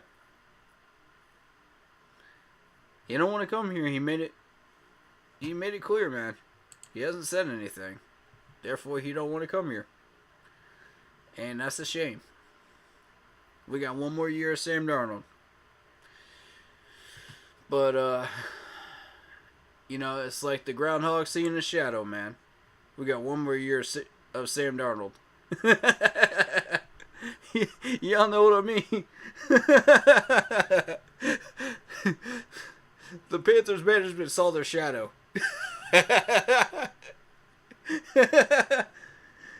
Oh my God. We're delusional in our own rights, though. For real, though.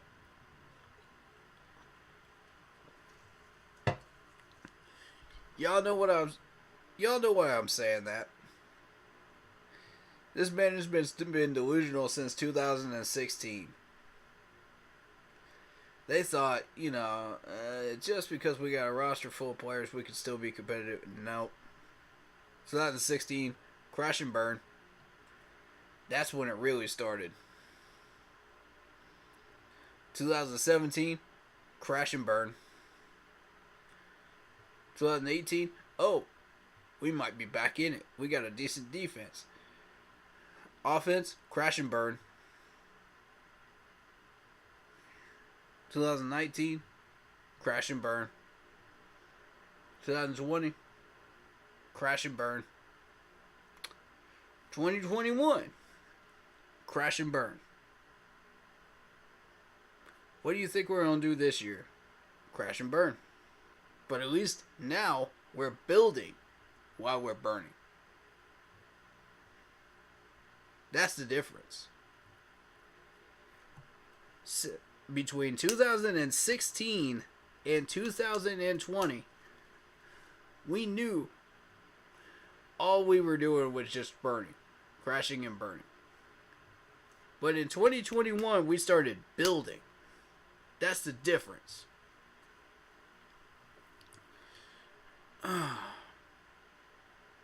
I don't want Matt Rule touching this roster.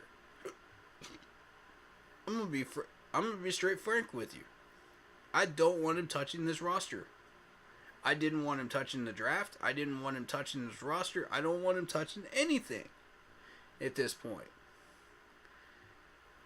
He should have been gone.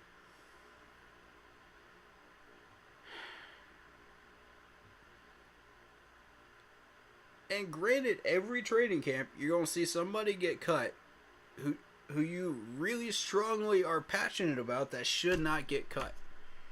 You watch what I'm telling you. Every year. Even during Ron Rivera's better years, this happened.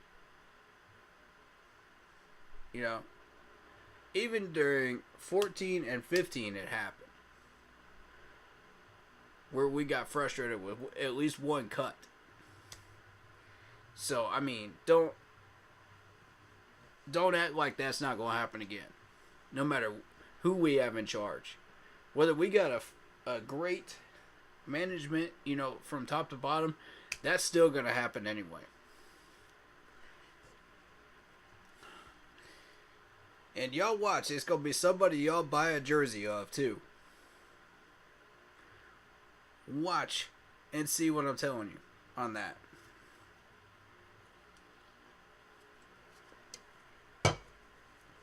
That's not what I'm talking about. I'm talking about I don't want Matt Rule touching this roster anymore. I don't want him touching this depth chart. He's going to screw it up again. You know the two ways he screwed it up? Number one, he played musical chairs with our offensive line. How many times have we seen that happen in the past 6 years? And he didn't even put in the right people. We finally got it right towards the last part of the year. Where does that sound familiar? Ron Rivera? That's another reason I got frustrated with Ron Rivera. The second thing that he did wrong with this depth chart was Sean Chandler. And y'all know how I feel about Sean Chandler. Y'all know how I feel about that one. I made that quite clear several times last year. And I'm so glad that man is in third string. Y'all have no idea. ESPN has him in third string. If he gets put back in second string again, I'm going to have a cow. I am going to absolutely go on some serious rants this year. Because that's 2 years in a row that man would be in second string, and I don't like it. At all. So, I'm just hoping that doesn't happen again. The third thing he did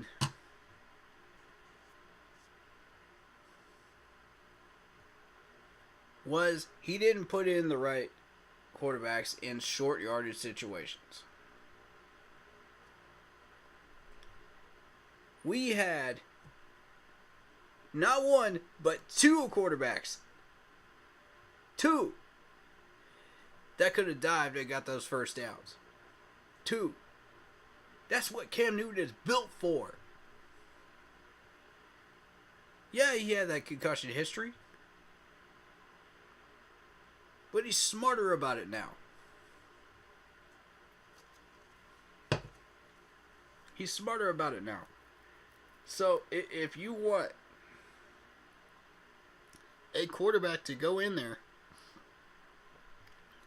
excuse me. If you want a quarterback to go in there and get you that first down on a 3rd and 1, on a 3rd and 2, he's your guy. He is your guy. Why? Why would you not try it, bro? After watching it be successful 3 or 4 times in a 3 to 4 week span, why would you not do it again? See, this is another knock against Matt Rule right there. This man's got to go. He ain't ready. He is not ready to lead an NFL team. He's not ready.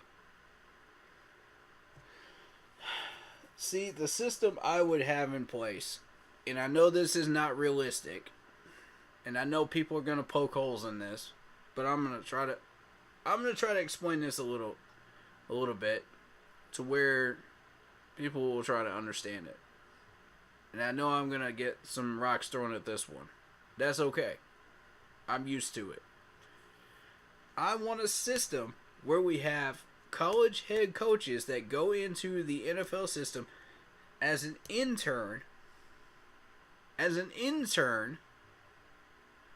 Not as an assistant, not as a offense, to where they can learn how the NFL works, the ins and outs of it. What works, what doesn't work.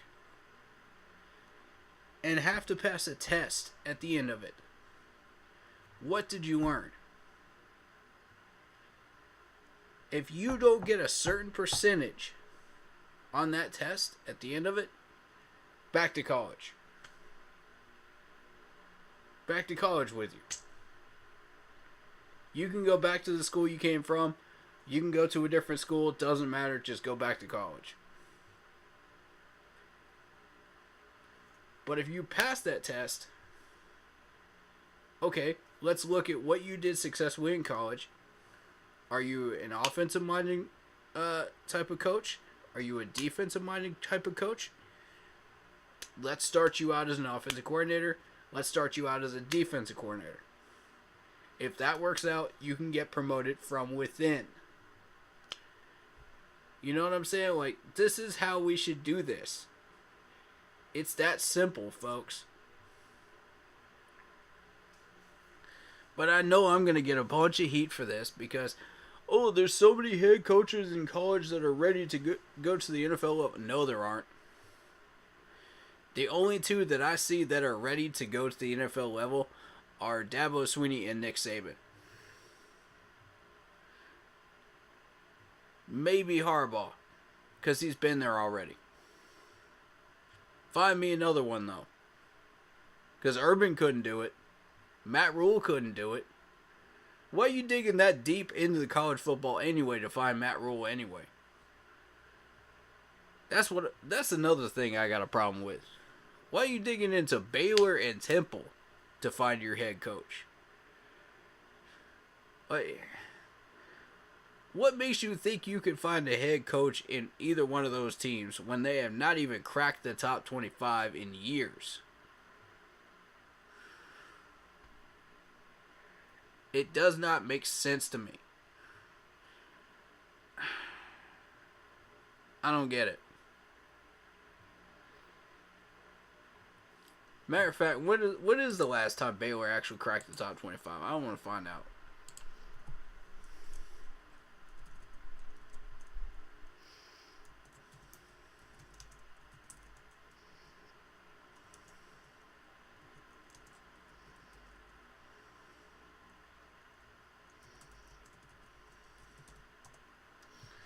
Let's find out, y'all. Okay, see, here's another problem. Look at this. Y'all see this? College basketball comes up before football does. That's a basketball school.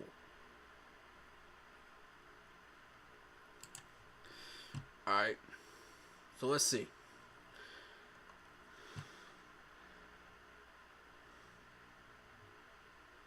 Okay. I'll grant you that. Now, are we talking AP poll? What poll were we talking? Because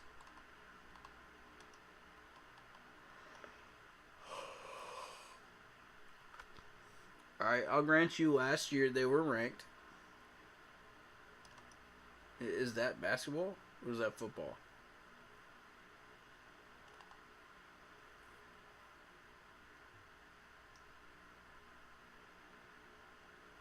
Like, the last Heisman winner they had was RG3. Back in 2011. Why are you digging that far into college football? Look at this. They barely have a winning record overall in their history. 609, 577, and 41. Why would you look there for your next Carolina Panthers head coach? That's what I got a problem with, man. You can't do that. You can't do that.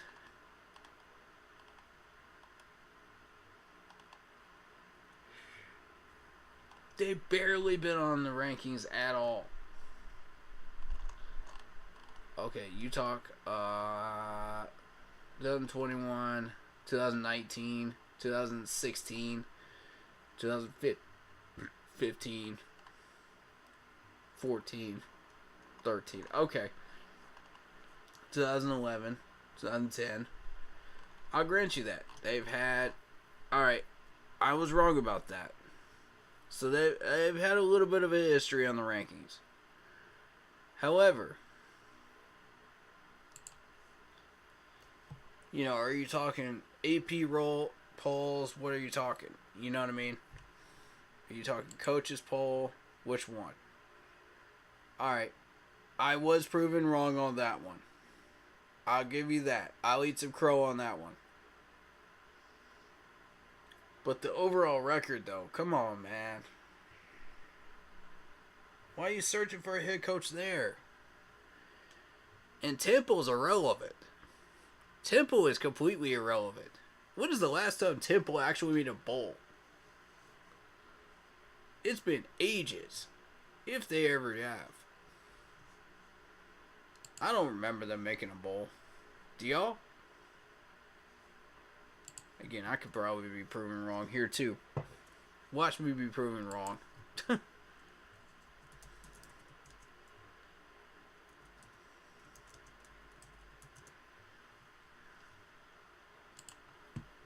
Alright. 0-9 in all these bowl games. 0-9. You're seeing this, right?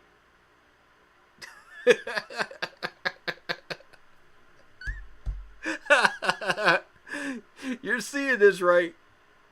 0-9 in bowl games. I can't make this stuff up. You want the head coach of the Temple Owls.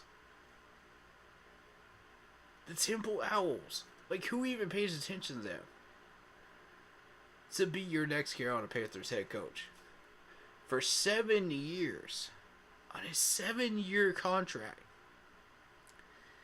You were that desperate to land this dude that you bought him out from New York. Dude, let him go to New York. He obviously wants to be there anyway. He pulled Sam Darnold and Robbie there from New York. Why not? Let him go. We can do better. Why is Mike Bellamy not being hired anywhere? From the Chiefs. After 4 rotations, guys. 4 rotations. Mike Bellamy has not gotten hired anywhere as a head coach. Why?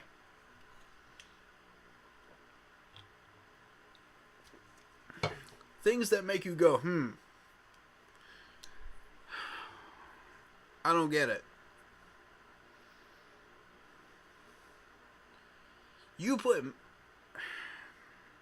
We even had a shot at Mike McCarthy. I would have taken Mike McCarthy over Matt Rule. That's saying something, because that man had no regard for the offensive line in Green Bay whatsoever. He relied completely on that offensive line coach. He relied completely on the coaching staff to do what they do. But Mike McCarthy's strength was, building a proper roster, building a defense, that can compete every year, building a team that is championship worthy every year. I would have taken that over Matt Rule any day of the week. Any day. But no, you choose Matt. For 7 years. You're talking biblical terms. God created the earth in 7 days. You're talking 7 years. Matt Rule is delusional. If he thinks that's going to happen in 7 years. If you can't make it happen in 3, you're a terrible head coach in the NFL. You're not going to make it, period. I'm not saying you're terrible. I'm just saying, you're not going to make it. If Urban Meyer comes up here and doesn't even last the whole season, what makes you think you can? And Urban Meyer has a history of success at Ohio State. A massive, long list of history of success in Ohio State. And he couldn't even last a year in Jacksonville. So what makes you think you could build a team in 7 years in Carolina and get away with it? I don't get it. This is Tepper's doing. And it's sickening. Again, Mr. Tepper, with all due respect, just admit you made a mistake and fire him. Please. Do us all a favor.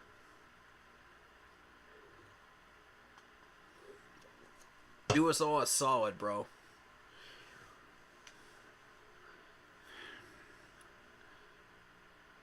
But no, Mr. Tepper decides he's going to come into these press conferences and double down on Matt Rule.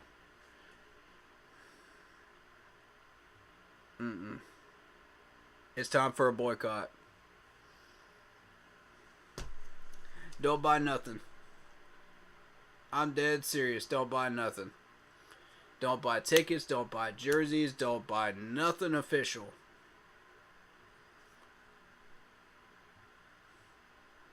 Make Tepper feel it in the wallet.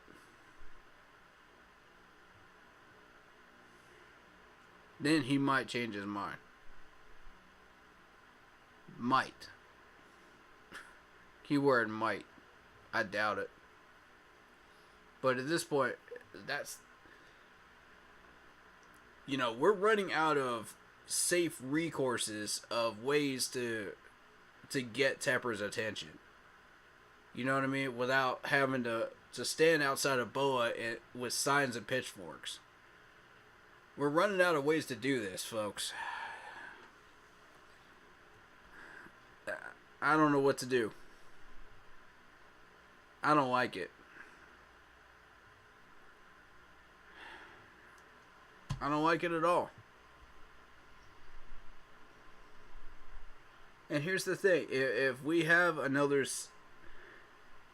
Here's the even bigger danger. If we have a successful season next year and we actually go above and beyond what we're supposed to be doing, and it's Scott's doing, and Matt gets to keep his job, here we go again. Another year of Matt tampering with the draft picks. Another year of Matt tampering with the free agents. Another year of Matt tampering with our depth chart during training camp. Is that what y'all want? I'm telling y'all, we need to spend 22 drafting in the top 10 and building this roster even further up than it already was. Firing Matt Rule, getting a head coach that's competent in here, and setting him up to succeed. He's already 2/3 of the way there with this roster being what it is. Whoever we bring in. Anybody that we bring in. 2/3 of the way there already. All you got to do is just clean up the rest. And add to it. It's that simple.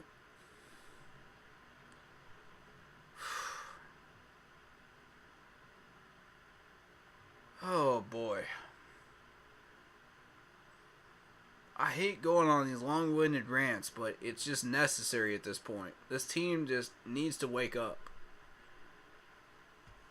This team needs to wake up. We've been sitting in this dark hole for too long, y'all. Way too long.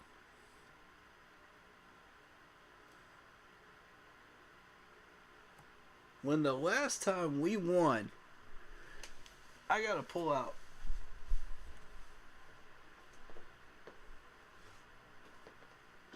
The last time we had a successful season was 2015.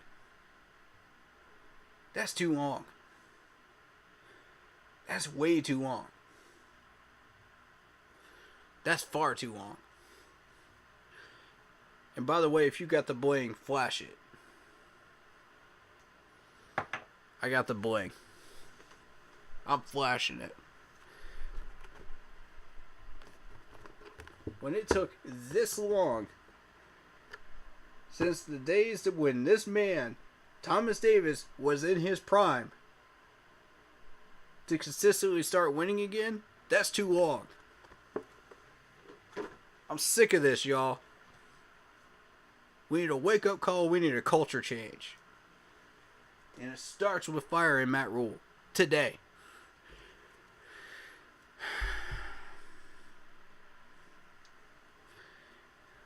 That should have started a year ago, as a matter of fact.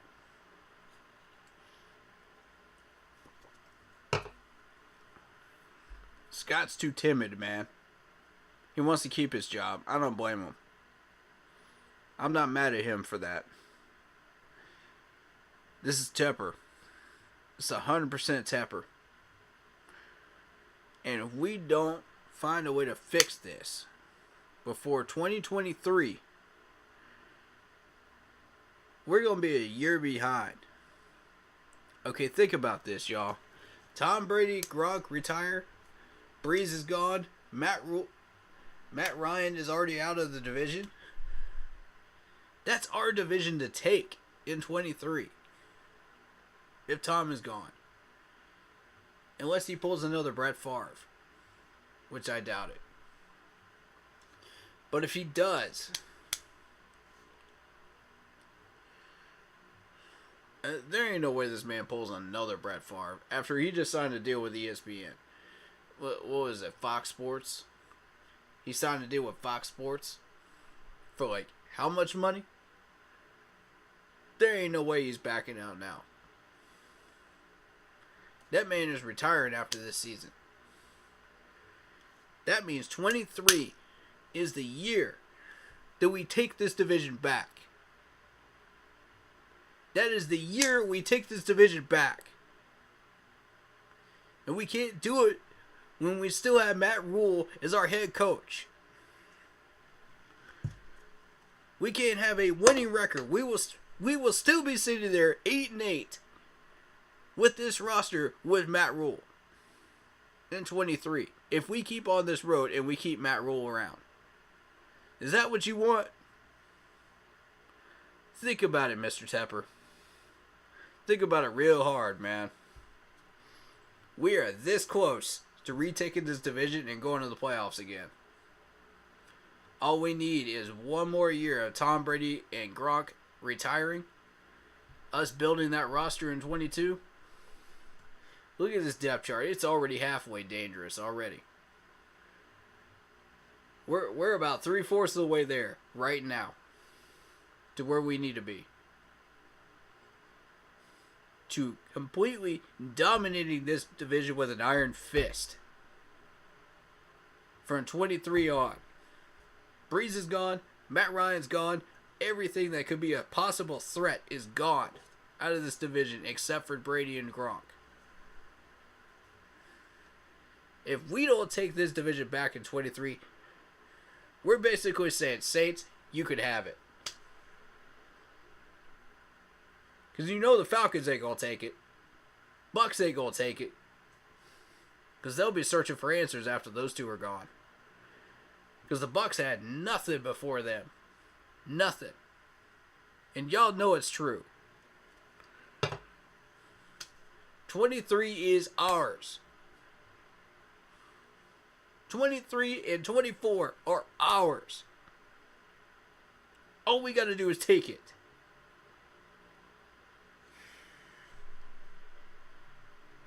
'22. That'll ensure this man never gets fired. Because if you consider how garbage this division is going to be after 23, and how easily we could take it, you know, Matt Rule ain't going to never lose his job. That man's going to be sitting there for 3 years with a successful record, and it's not even going to be his doing. It's going to be all Scott Fitterer because he's the one that's been building this roster from the very beginning. In 2020, this team did nothing under Matt Rule. It was another year of Ron Rivera type coaching. Except a little bit improved during game management situations. That's it. That's the only thing that man did differently than Ron Rivera. Tell me I'm wrong.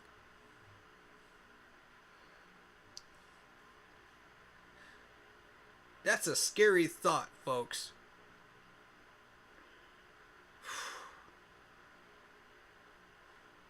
You know, it's gonna be that situation where, oh, the Panthers took the division easily with an 8-8 record through 23 and a 9-7 record in 24.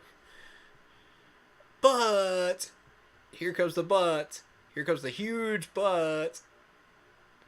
Look at the division. Look at who your head coach is. Look at how much further you could have gotten.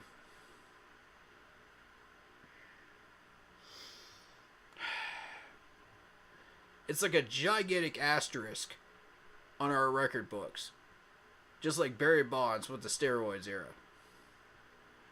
Is that what y'all want?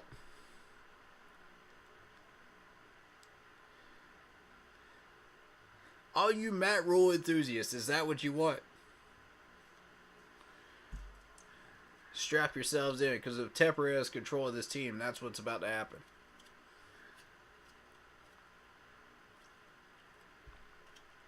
No matter what our record is this year.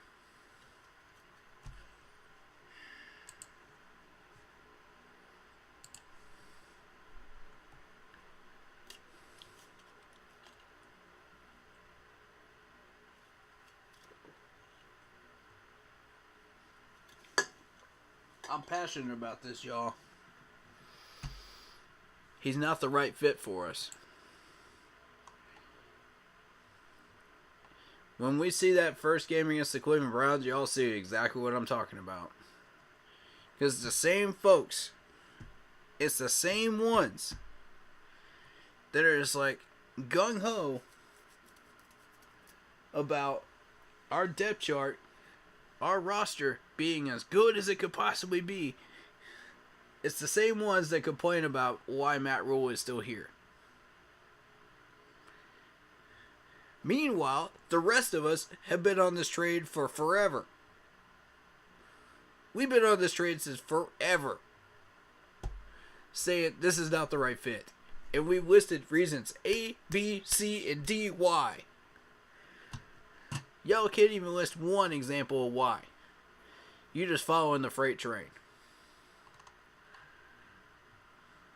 And we're sick of it, bro. We're sick of it. Come up with some comment. Do your research, bro. That's all I'm saying. Do your research if you want to have those types of debates with us. We can give you reasons. That ain't hard. But what reasons do you have that he should stay? What reasons? See, that's a much, much shorter list. Much shorter list.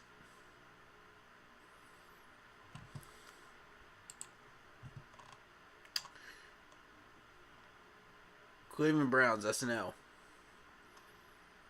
Watson's going to trample us. The game in New York against the Giants, that should be a win. 1-1. Saints game at home. That's a win. 2-1. Cardinals game. 50-50. We're still trying to figure out whether that's going to be a win or a loss.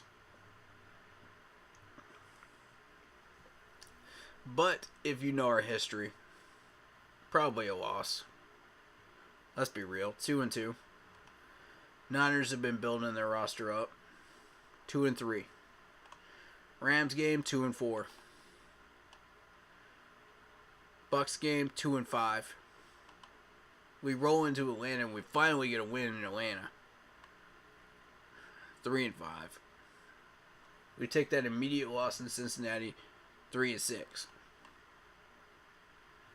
We head back home to Atlanta, to Charlotte for that Atlanta game.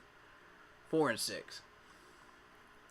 Baltimore Ravens, that's an L. 4-7. Denver Broncos, we get that win. 5-7. Seattle Seahawks in Lumen Field, loss. 5-8. Steelers, loss. 5-9.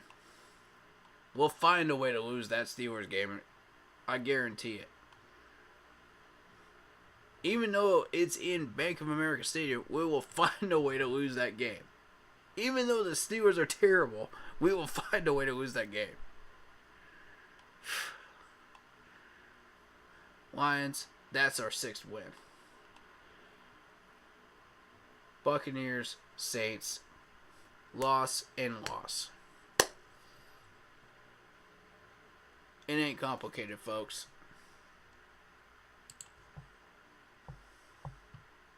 It ain't complicated. Anybody that can figure out this team will figure us out in 5 minutes.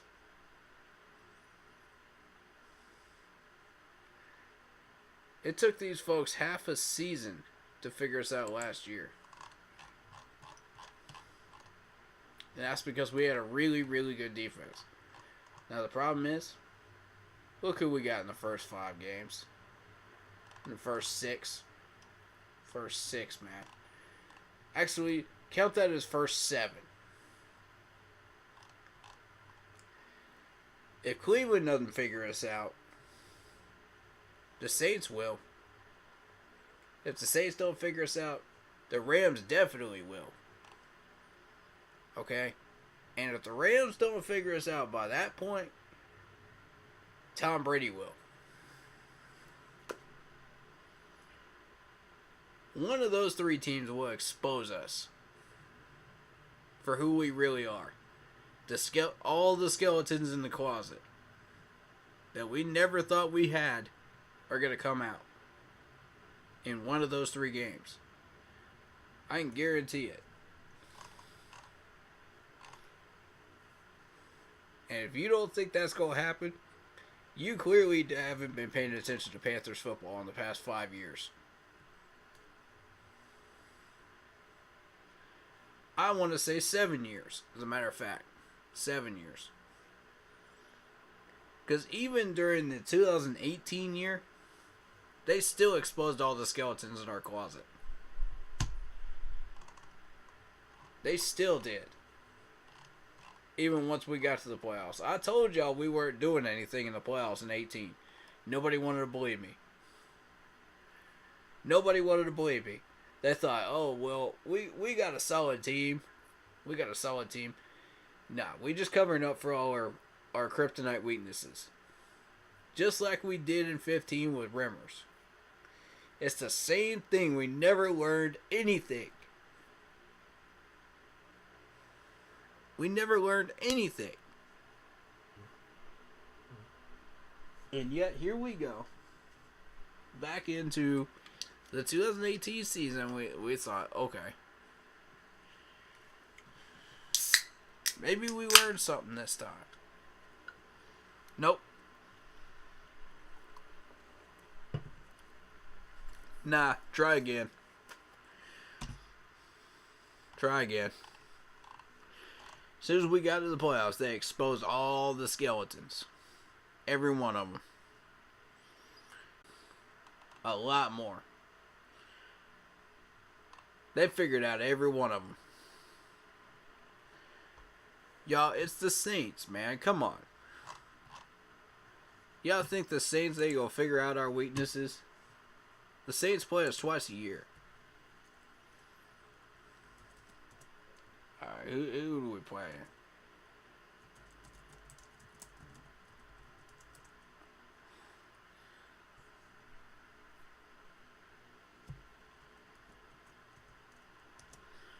$2018. Look at this. Wild card round. Look at this. You think the Saints ain't gonna expose all our skeletons? We go 11-6 that year. We think we're all that in a bag of chips. Wrong. Look at our offense for 3 quarters. 0, 9, and 3. Against our division rival in the wild card round, who went 12-5. Now, if you don't think these guys haven't figured us out after the first 2 meetings, you're blind as a bat. It's that simple.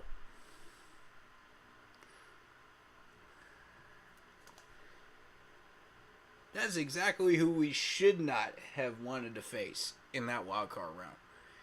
Everybody's just like, oh, we want a rematch against the Saints. Oh, we want a rematch against the Saints. Yeah. Y'all got what you wanted. But look at the results. Be careful what you ask for. Plain and simple, be careful with what you ask for.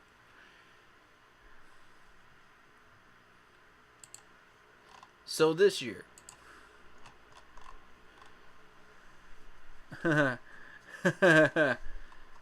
Y'all wanted your revenge against the Browns? Be careful what you ask for.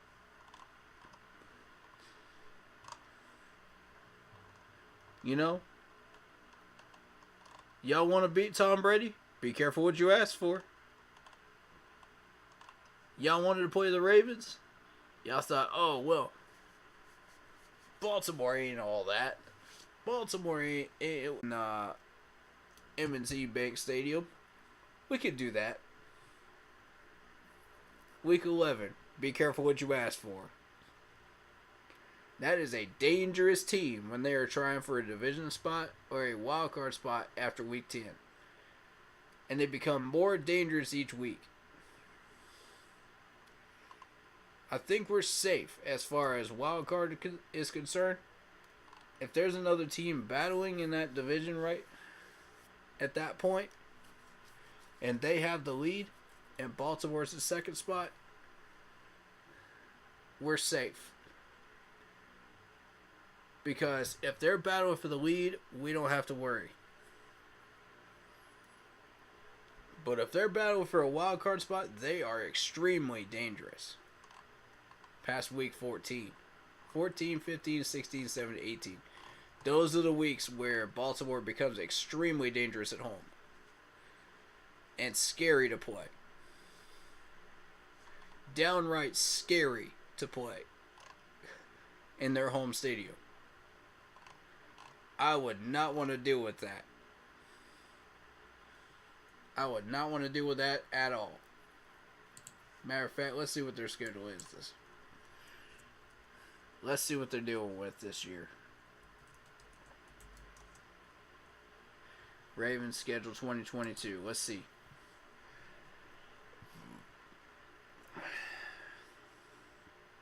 See, if you got Baltimore early,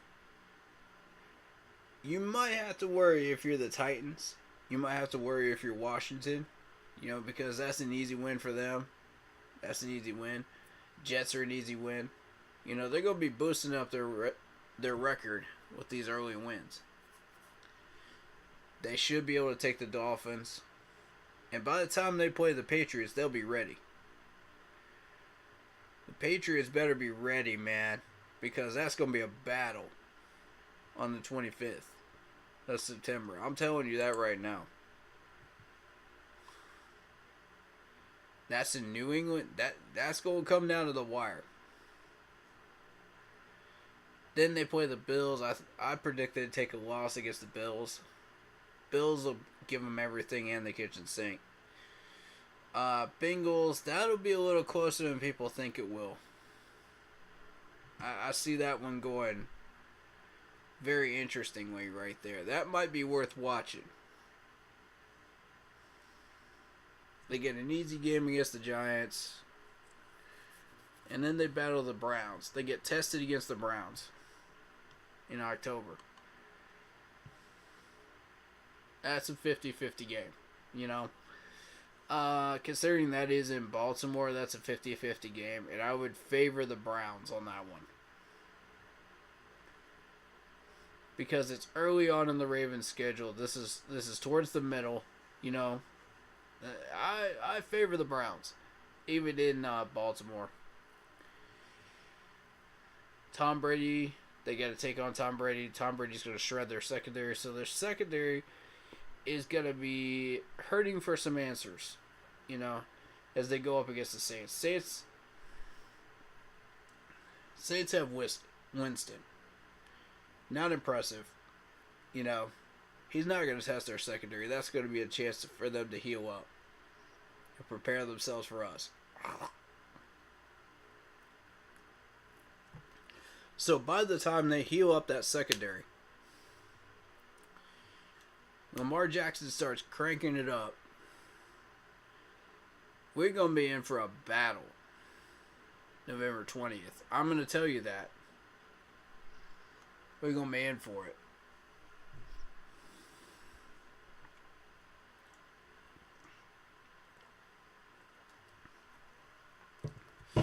They're not going to be turning up, but they will be playing well.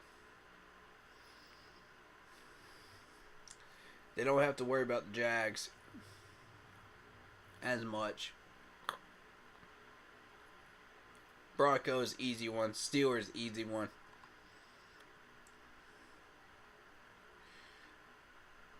They play the Browns again. That's going to be a tough battle for them. That is going to be a slaughter. When they play the Falcons on December 24th, that's going to be a slaughter. Falcons will not be ready for that. Marcus Mariota will not be ready for that. the Ravens will take it to them on that one. And the Steelers. The Steelers, while the Ravens are trying for a division title spot, I would not want to be the Steelers in that situation. I really wouldn't.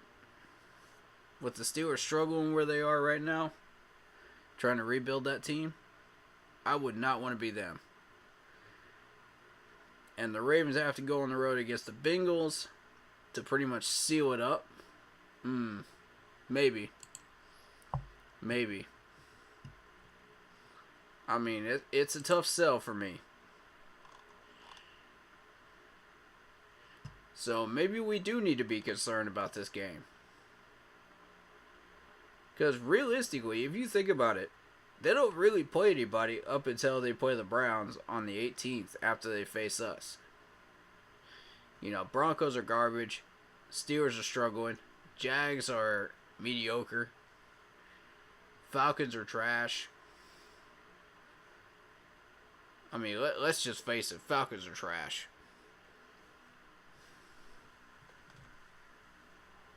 Even with Mariota, they're still trash.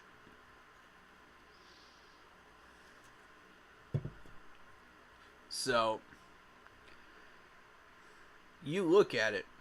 We are the most dangerous team that they're going to face in that entire month of November and December. Besides the Browns. They're going to turn up against us. And they're going to turn up against the Browns.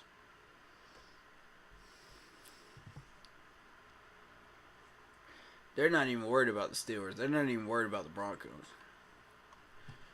They don't care anything about the Jags. They're going to turn up against us and the Browns. In that case, yes, we do have something to be concerned about on Week 11. We have a lot to be concerned about because they're going to have that secondary fixed after they deal with Brady. So, we're going to have a problem. Week 11. We're going to have a big problem. That's another reason why I'm calling that a loss. I already called that a loss anyway because we're playing M&T Bank Stadium. You know, past Week 10. With the Ravens team as being as dangerous as they are.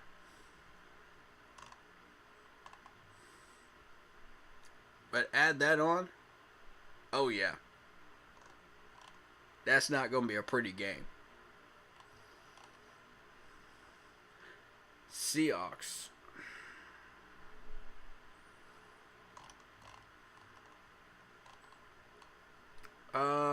Let's take a look at the Arizona Cardinals roster. I want to do that real quick.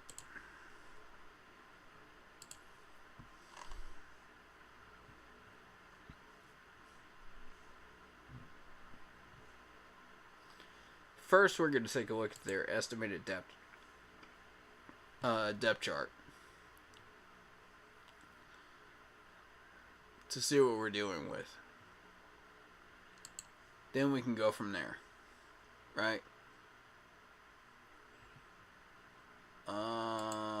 Arizona, where are you? Do you not play Week 1? Everybody plays Week 1. Come on, where are you?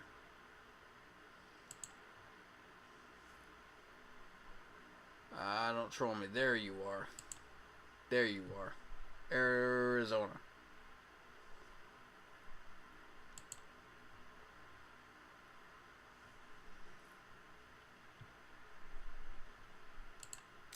Let's take a look at that depth chart. So we got Kyler Murray. Colt McCoy is pretty good. James Conner's pretty good. Marquise Brown's alright. AJ Green's alright. Zach Ertz is going to be a problem. I'm going to tell you that right now. Zach Ertz is going to be a problem. The way our linebacker core is right now, we're going to need a linebacker and a free safety on Zach Ertz. Otherwise, he's going to kill us. DJ Humphries, Justin Pugh. Justin Pugh, he's had a pretty successful career so far. I like Justin Pugh. He's a lot bigger person than he looks on camera, I bet. Marquise Hayes, you got on the offensive line there. J.J. Watt. J.J. Watt's going to be a major problem. If he has a good season, he's going to be a problem. If not, it's just going to be another pass rusher. Another average pass rusher that we're going up against. But make no mistake about it, he's got the size and speed to be a problem. So, if you're sleeping on him and he's having an average year, he's going to hurt you. So don't sleep on this man. Just because he had a couple of bad years.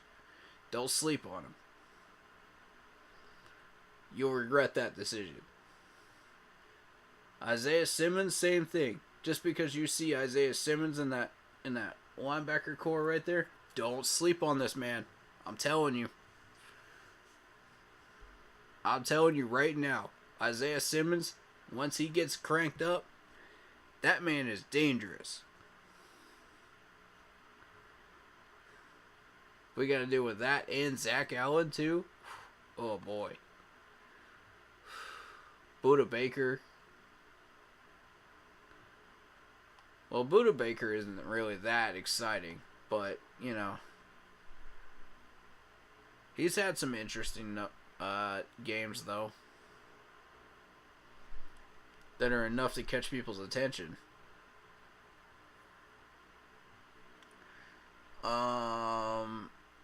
You look further on down into this depth chart and third string here. The name that sticks out to me is Nick Vigil.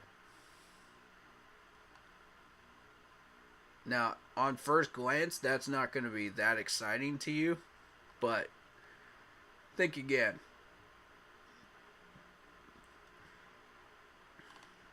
I've actually seen him play. He's a lot more dangerous on that field than people think he is. Alright, so we got Arizona. Let's see the schedule. What y'all got, Arizona? I'm going to tell you right now what I think is going to happen with this roster.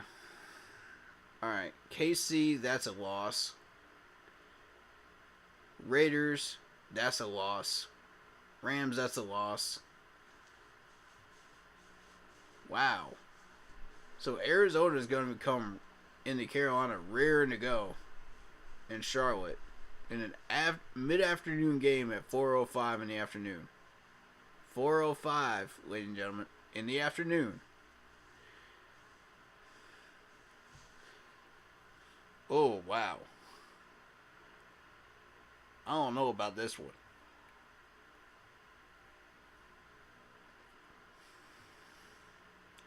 That's a 50-50 game, y'all. Consider what we are going to face in that first three.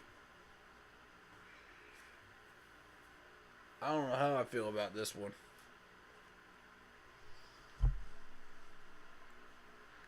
That kind of makes me want to lean towards a win right there. And a possible 7th. I'm tempted to. I'm very tempted. But that defense is going to shred us.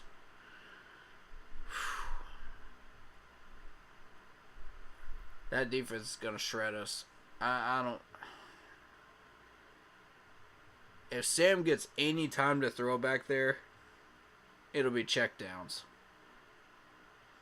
If JJ has his way with this offensive line, yeah, Sam is going to be throwing a bunch of checkdowns.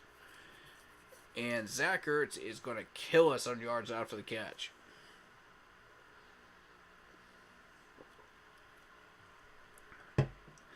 We don't exactly have a linebacker backfield that can handle yards after the catch.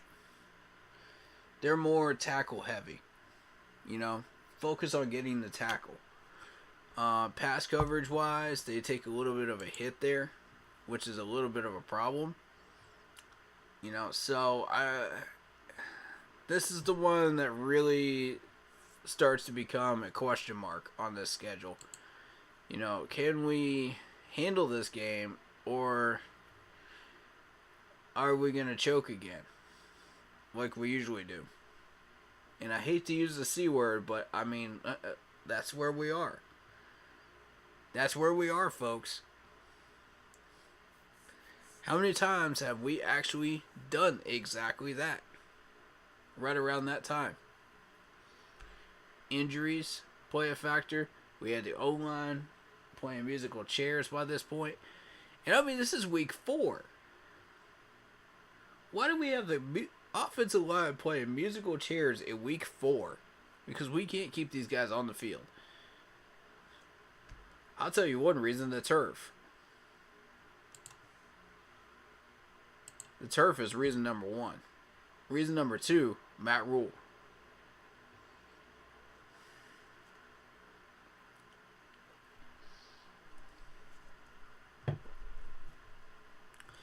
Don't matter how many Pro Bowlers we got out there.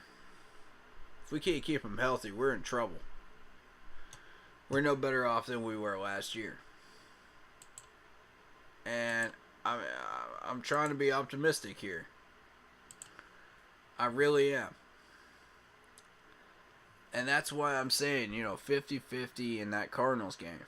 Because a lot can happen in that Cardinals game. A lot of positives and a lot of negatives can happen in that Cardinals game. If we can spin that towards positives, we may have a shot. But is that the best thing for us? Is that the most healthy thing for us? To drop out of the top 10 in draft picks. You know what I'm saying, guys? If we get 7 wins, is that the most healthy thing for our building process? When we know we're not making the playoffs, when we know we're not getting, any further than 7 wins as a ceiling, is that the best thing for us? I say no. I say no. I don't think so. Then we got the 49ers. Okay. But we're going to finish up with this Cardinals season real quick.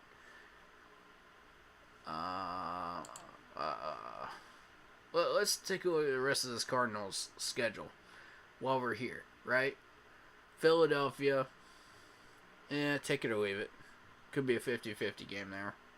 Seattle, same thing. Saints, same thing. Minnesota, same thing. Nobody really knows for sure what's going to happen in those games. Seattle, it's not up until LA you start actually taking a loss if you're Arizona. You know for sure that LA game is going to be a loss. San Francisco, you probably win that one. Chargers, 50-50. I would favor the Chargers on that one. New England, again, I would favor New England. But it's a 50-50 game. Denver, that's a win. Everybody stomps on Denver at this point. Tampa Bay is going to be a loss. Atlanta is going to be a win. And San Francisco. Again, 50-50 for control of the division. Or wild card.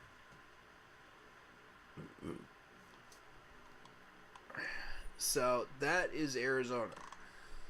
In a nutshell. For this year.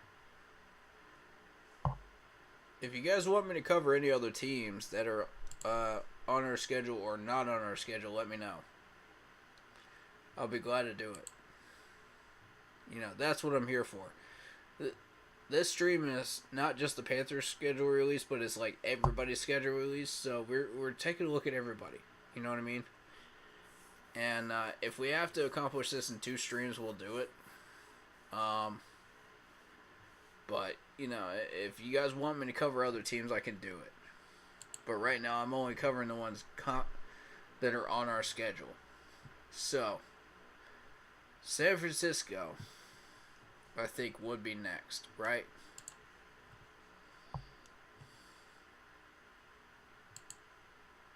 Okay, San Francisco. Second, you know, Arizona was second place in the division.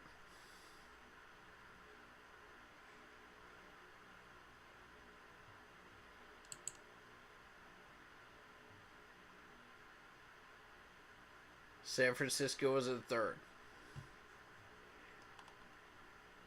So let's kind of go over this schedule a little bit for San Francisco. We'll see if they might become a problem. Alright. That's a win against Chicago. Everybody beats up on Chicago. Seattle. That's going to be a good one. I would pay attention to that one. Second weekend. That's the division type game right there. That could determine the division title out west. Denver should be a win. LA should be a loss. And then they come into Carolina. Into our home turf. Fresh off that loss with the Rams. Now, here's how that plays to our favor. We're going to have a lot of game tape from that Rams game to use against the Niners. How much of that they're going to fix in that much time, I don't know. But not enough. Not enough that we can't use at least 50% of it against them. That I can tell you right now. Alright. So, let's assume we get our win against Arizona, right? Or, let's assume we take our L against Arizona and we get our win against San Francisco. Then, San Francisco beats up on Atlanta to make themselves feel better. Takes a loss against Kansas City. Takes another loss against the Rams. This is where the Niners' schedule starts to fall apart right here. Is right there at October 23rd. That's where it starts. Because look at all these teams that could beat up on them. All the way through December 11th. Yikes. If you're a Niners fans right now, yikes. You're looking at that part of the schedule and you're going, oh no. Oh no. That's 6 straight games of absolutely heavy hitters going up against you.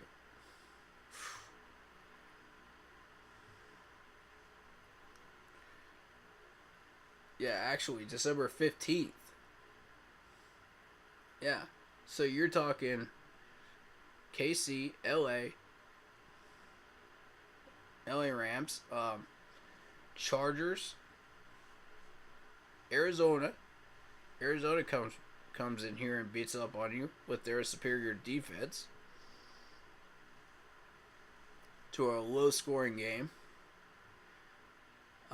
which the Niners may or may not win. Saints game. Winston can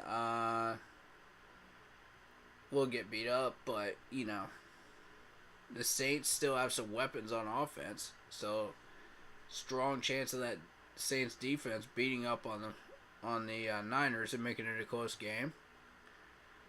Miami's been building up, so don't sleep on Miami.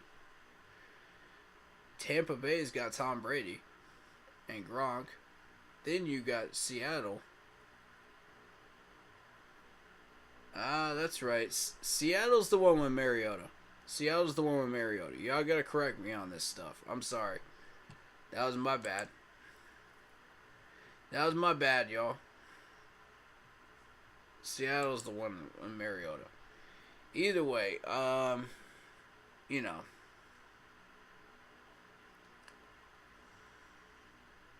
Am I right about that? Am I right about that? Hold up. Let me check that depth chart.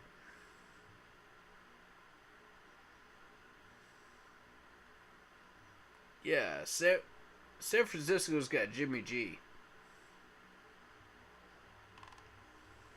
Alright, so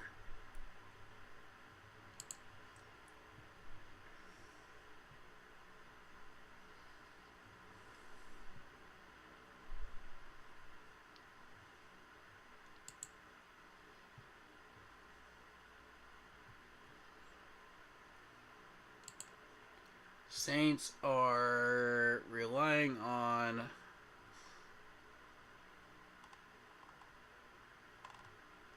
who? Nobody really knows. The Saints depth chart is such a mess. The Saints, there's no way, bro.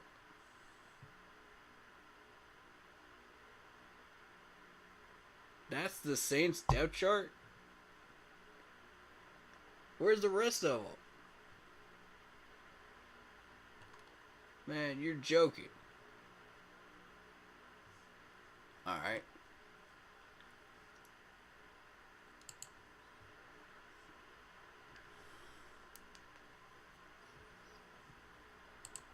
Look at the Falcons. Falcons depth chart. Yeah, Falcons have Marcus Mariota. Okay, so I was right. I was right.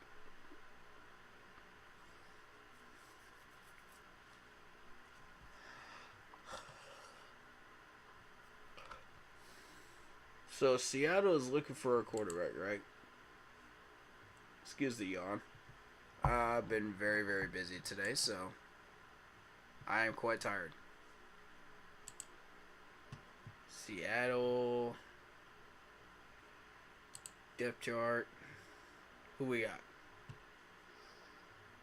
Drew Lock and Geno Smith. So Seattle is relying on Drew Lock.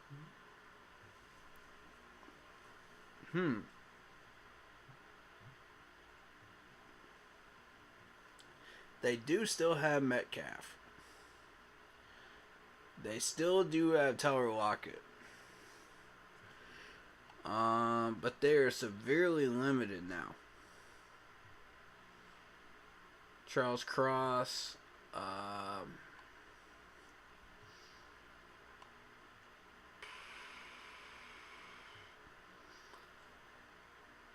You know, this might actually be doable. We may actually have a shot here.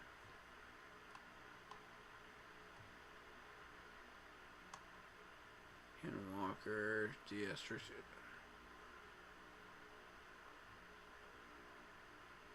This might be possible.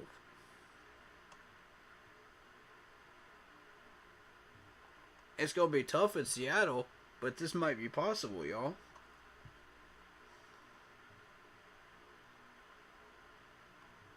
These names don't really stand out to me. Quentin Jefferson does.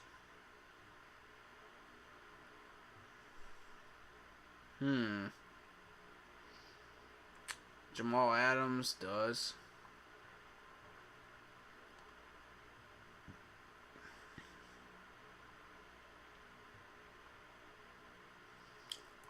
Well. With Drew Lock as their main quarterback, we may actually have a shot at Seattle. I stand corrected. This might be our 7th confirmed game right here. Let me see who they got on their schedule right before us.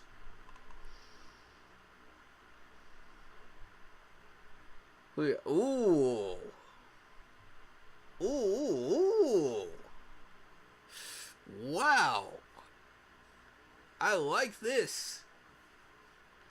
Whenever I see the Rams right before our team on a schedule that plays us, ooh, that's tasty.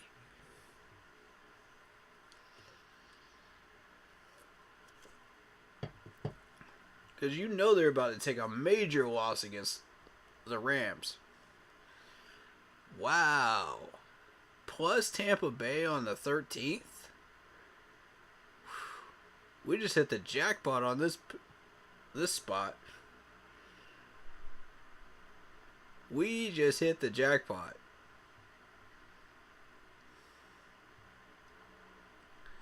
Y'all don't understand. We just hit the jackpot. This is possibly a winnable game right here. I'm leaning towards 60-40 on this one. Despite it being in Seattle. Wow. Okay. Okay, I like this. I like this, y'all. Huh. And Pittsburgh's struggling too. That could be a win too. I'm trying to be optimistic here, y'all. I'm trying to join y'all on that optimism train right now. I'm trying to do it. I mean, one of these two right here, the Arizona Cardinals or the San Francisco 49ers, is going to be a loss. That's going to happen. Regardless. One of the two. And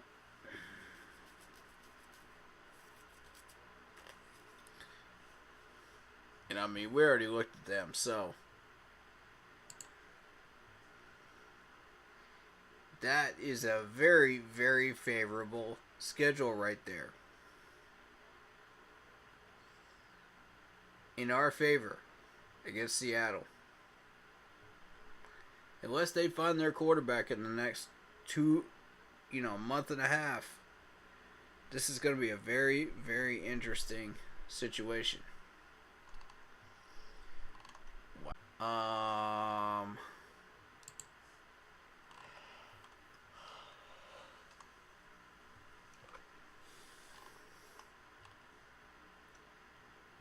I was looking at the Niners. Was I? Yeah, I was looking at the Niners.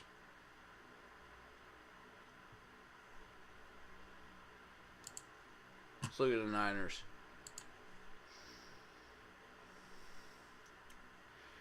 Give me that Niners schedule one more time. I just got a feeling, man.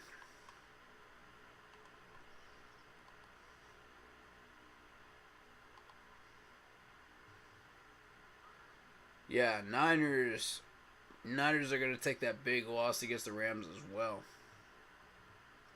So, Niners are going to come in flaming hot against us in the middle of the afternoon in Charlotte. That defense is going to be madder than a wet hen.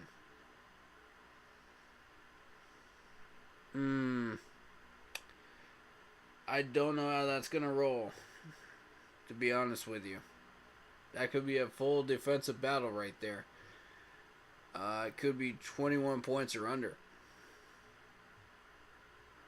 Could be. Because of our struggling offense right now. Depends on how much Ben McAdoo changes it. You know, if he changes it in favor of success, that could be the tipping point for us beating the Niners on the 9th. After the Rams game, Niners take that L against the Rams. That's going to happen, for sure. Niners know they've got an easy win against the Falcons, on the 16th, so they're going to be focused on us. Defensively, they will be. Offensively, that's another matter. If Jimmy G starts heating up around that area, we're in for a rough game. So I don't know what's going to happen there. But,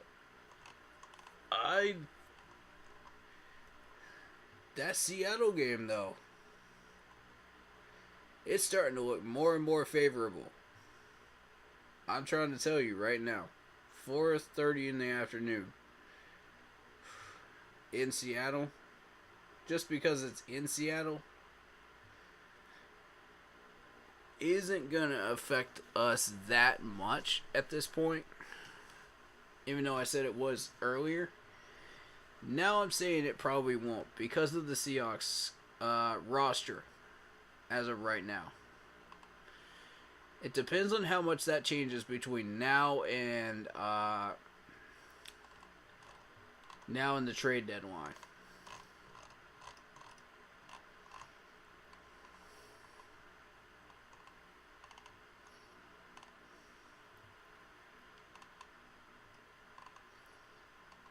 And I'm trying to find other games, other teams that I want to look at. If y'all want me to look at a certain team, let me know. I'm willing to look at any of the 32 team schedules. Let me know. Name a team and we'll do it.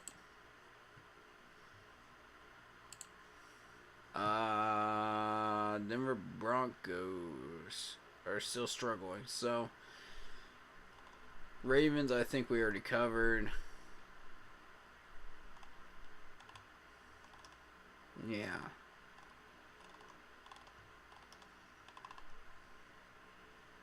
I just have that feeling Bucks are going to win the division. 22 Bucks are going to win the division. Because the Saints are still struggling to find their quarterback, really. They didn't draft one.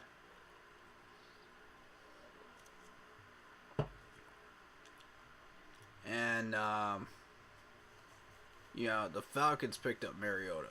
So, here's the thing.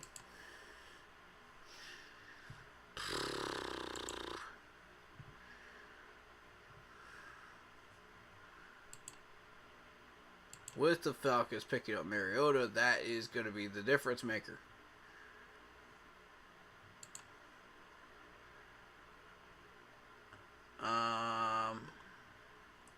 Because technically you still got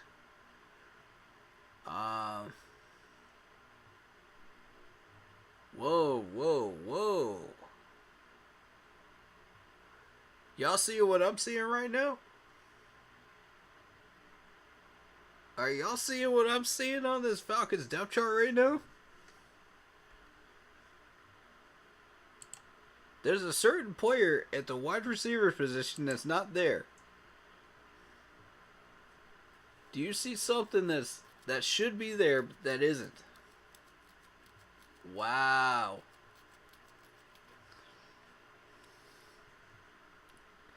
Look at this. Suspended. If this man is still suspended in 2022. Wow.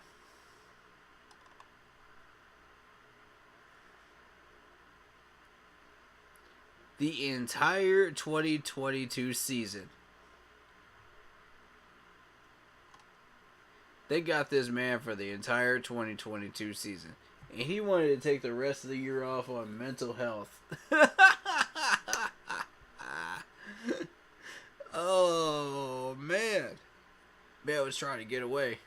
He knew he got caught. He knew somebody ratted on him. He knew it. He knew there was a snitch. So he tried to get out of it. By claiming, oh, I need some mental health games.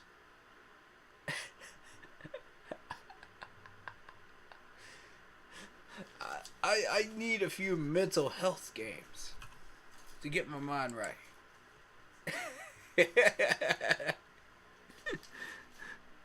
Man, what this dude was really doing was trying to escape the law. You can't do it. You can't do it for long.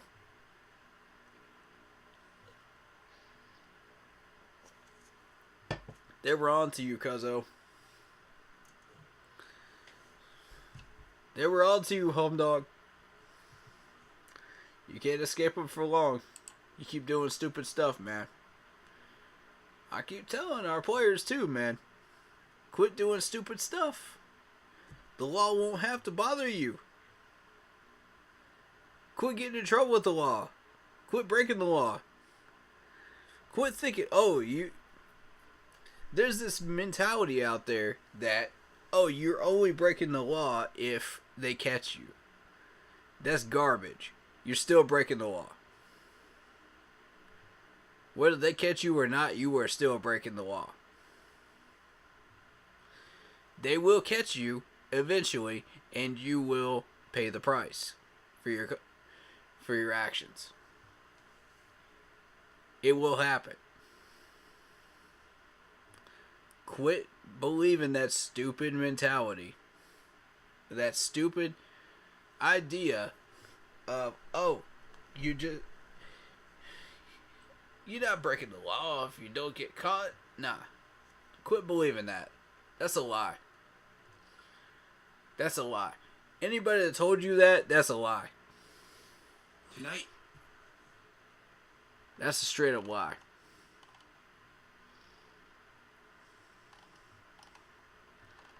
Somebody done fed you a line of garbage. If you really believe that.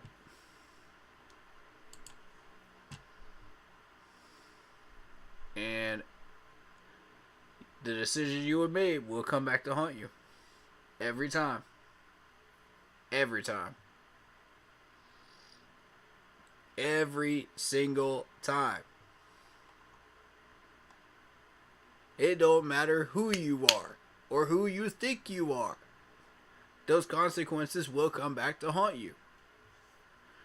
I'm trying to tell you, Panthers players, quit doing this garbage, man. You're ruining your careers.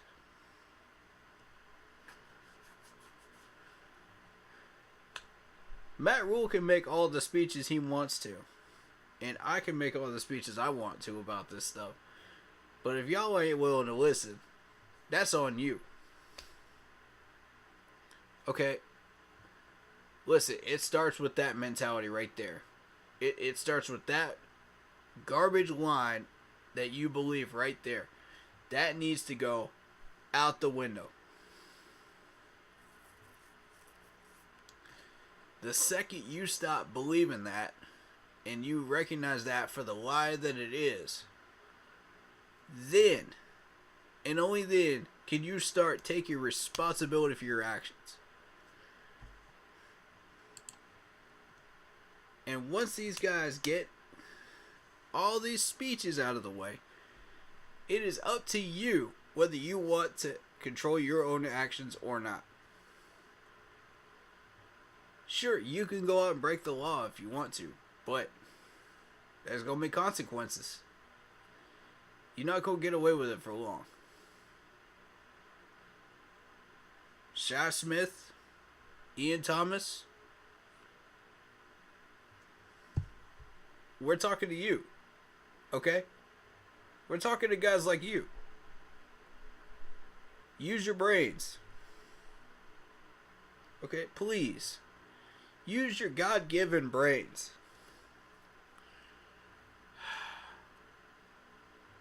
I'm not going to get into the whole nonsense of cops.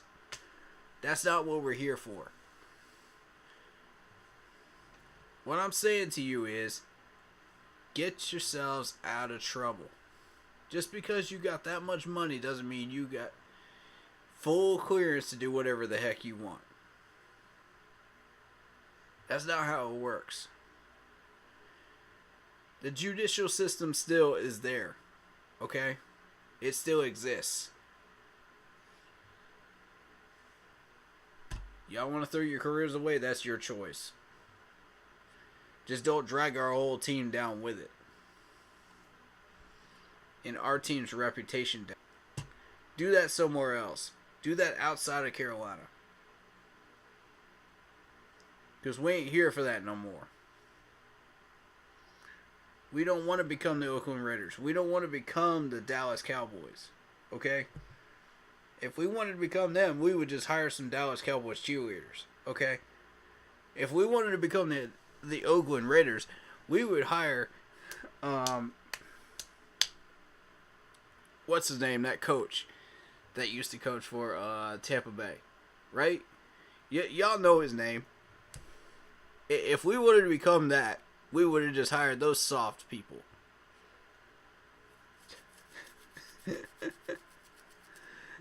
You know what I'm saying? Like, come on, man.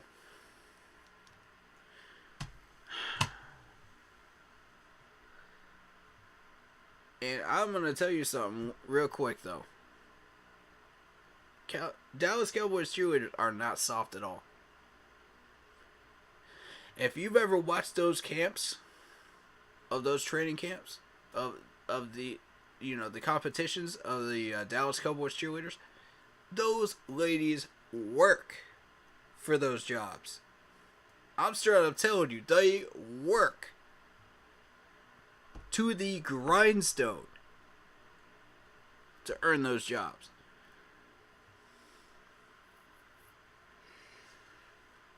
You think any one of them would get in trouble with the law just to get where they want to go?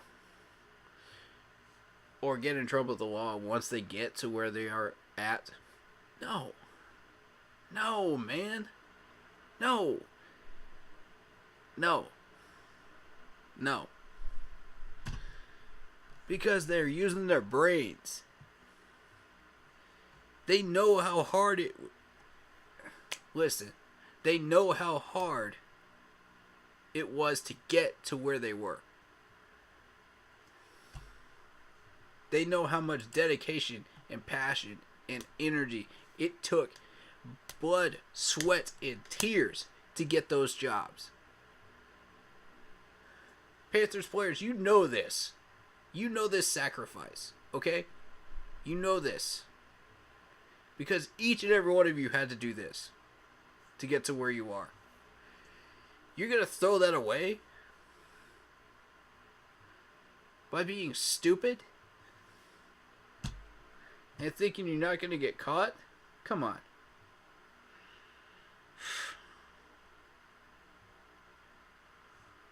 Oh, man. I'm tired of having that discussion with people, man. I really am.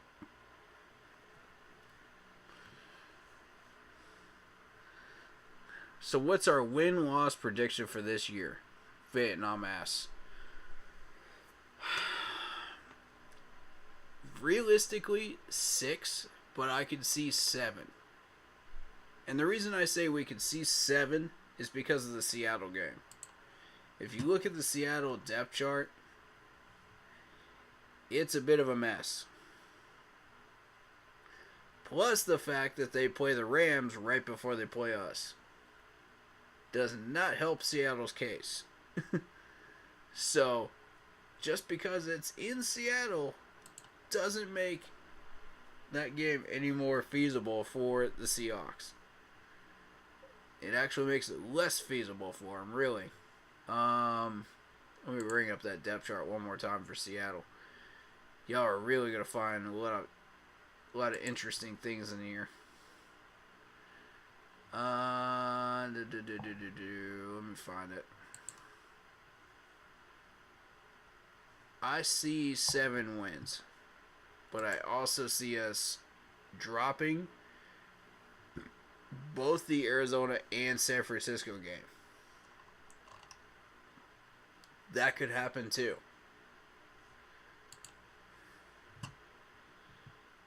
You know, and we redeem ourselves in Seattle. You know, look at this. You're doing with Drew Lock, Geno Smith. Nobody's scared of them. We got the corners for it now. So then it just becomes the running game. Rashad Penny, we could stop that. Come on. Their defense doesn't look that terrifying, to be honest. Jamal Adams, I'm familiar with Quentin Jefferson, but really that's the scariest part of that defense. So that Seattle game's looking a little more favorable. You know what I'm saying, y'all? It's looking a little more favorable. I'm trying to be optimistic about this one. And normally, like, when that roster is built up in Seattle, that's a dangerous place to play. And I would call that an L automatically. You know? No matter how good our roster looks on paper, you go into Seattle, they will clean your clock.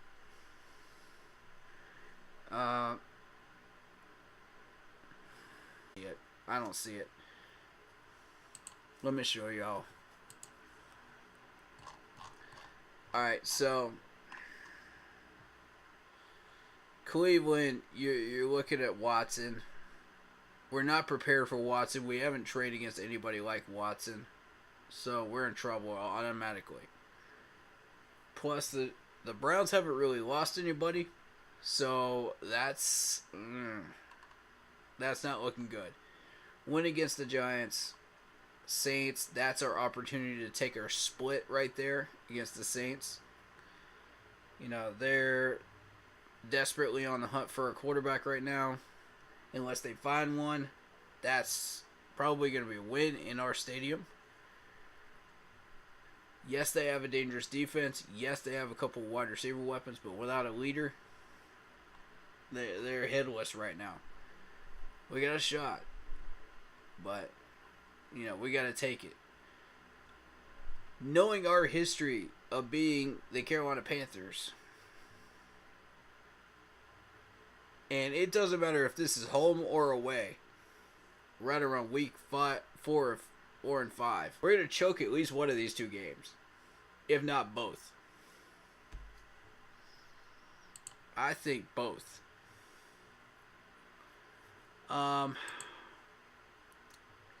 It's very dangerous to assume that we can actually get both of these wins. I don't think it's going to happen. Despite the fact that San Francisco plays the Rams right before they play us, and the fact that their secondary is going to be exposed, they still have Jimmy G. That's one of the reasons we're looking into Jimmy G.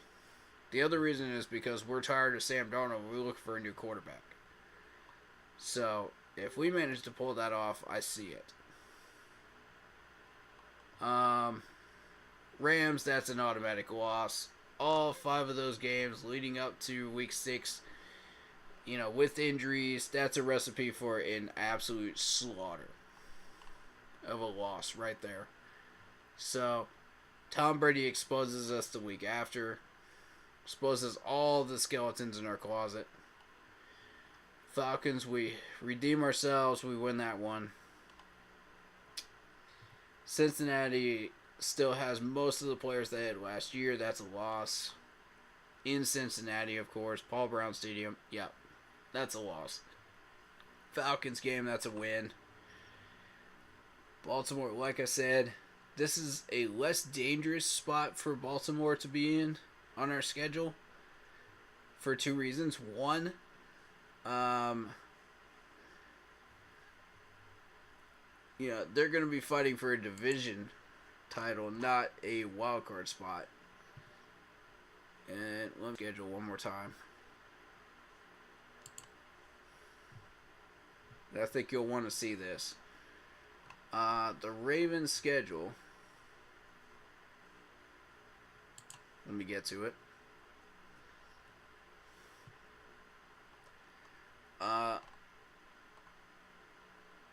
It's a less dangerous spot than normal.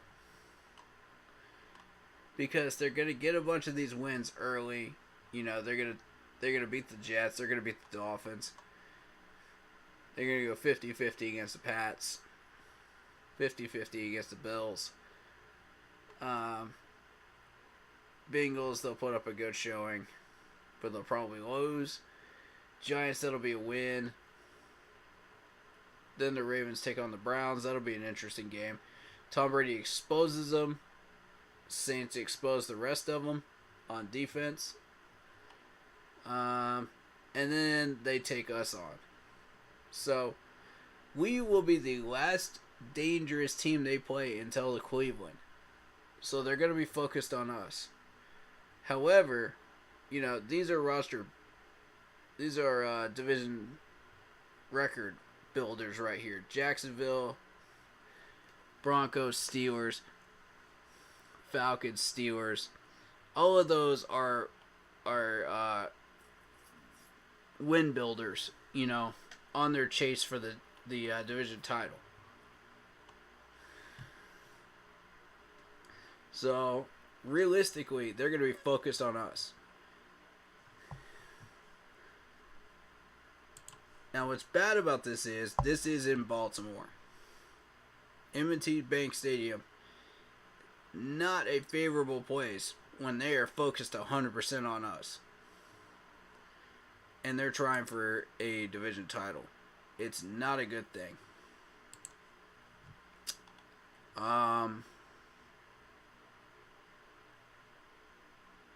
Especially after we just got exposed by Cincinnati and Tom Brady.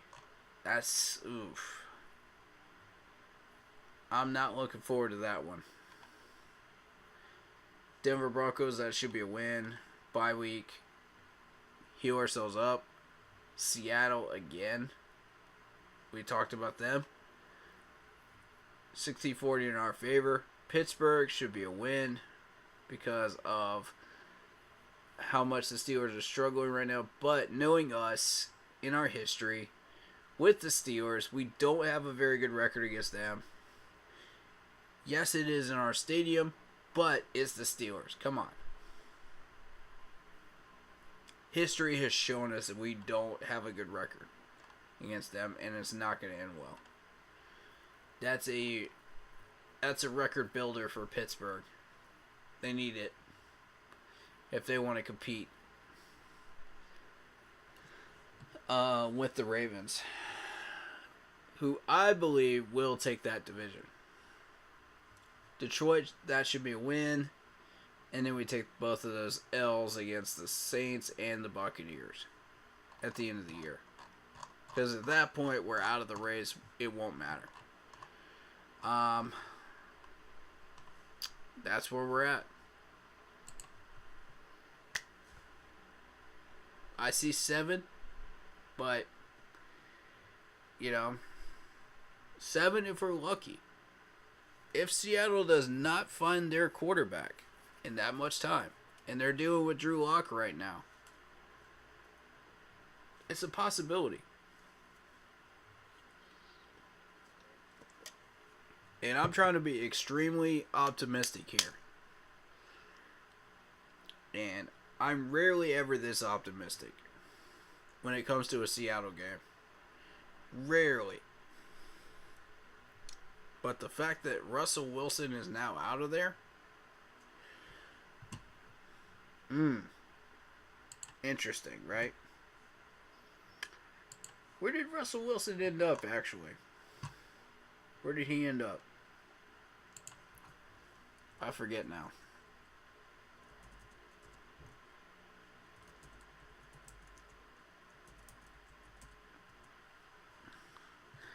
Where did this man end up? The Denver Broncos. Meaning that Denver is gearing up. That means not only are we playing Deshaun Watson in the first week, we got Kyler Murray in week 4. We got the Rams in week 6. We got Tom Brady in week 7. We got Joe Brady in week 9. We got Lamar Jackson in week 11. Russell Wilson in week 12.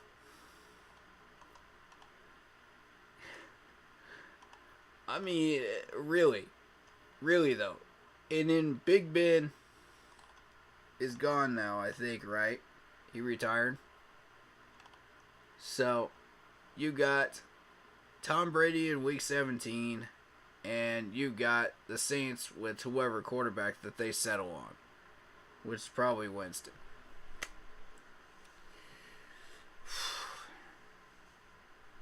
This ain't gonna be a fun schedule, guys. I'm trying to tell y'all, it's not.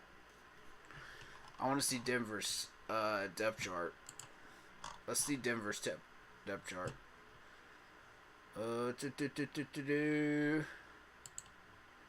That's what I want to look at is Denver. I need to see Denver. Let's see if they improved. If they did, this is going to be a very, very interesting game. Alright, we got Russell Wilson. We've got Jerry Jeudy is a very, very good wide receiver. And with Russell Wilson, that's going to be a very, very deadly combo. So watch out for that. Tim Patrick, I'm not that impressed with. Or Sutton.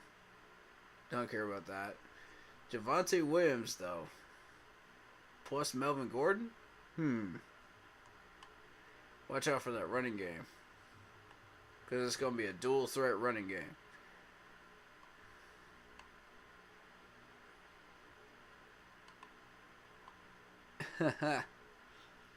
It could turn into a version of Georgia Tech's triple option. It could turn into that. With a dash of RPO. With Russell Wilson involved. So it's going to be half and half, you know. But also, you know, the typical NFL plays sprinkled in. That's what Denver's offense is going to look like. But expect a lot of runs. So we're going to need to use Brandon for that game, I think. That'll be a good, a real good rookie game for him. To kind of spread his wings and do what he needs to do.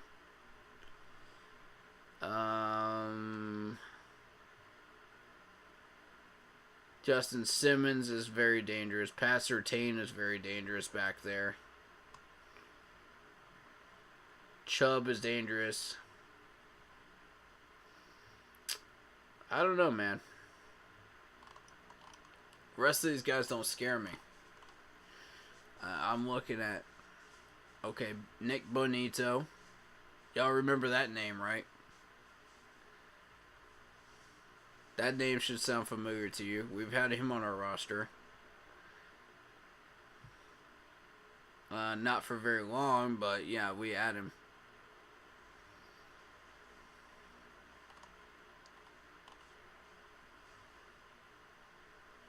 I don't think he did that much, did he?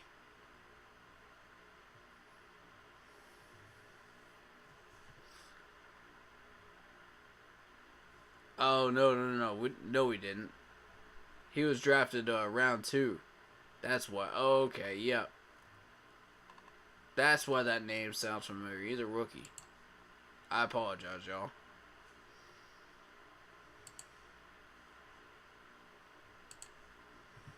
I don't know where my brain is tonight.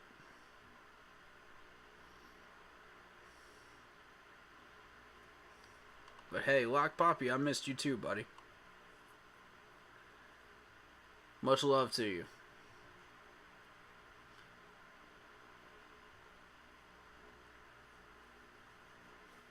I'm looking for names I might recognize, but I don't see any really in the depth chart. In the second and third string, you know. Looking for names, but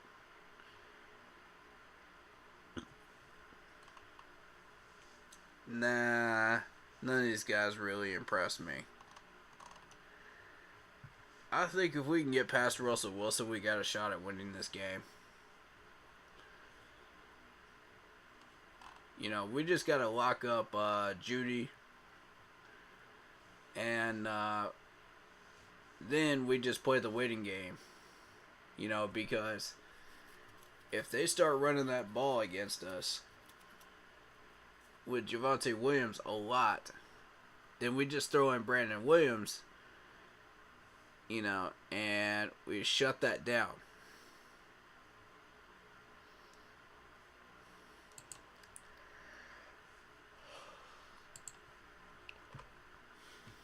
Not a problem at all. You know, so realistically,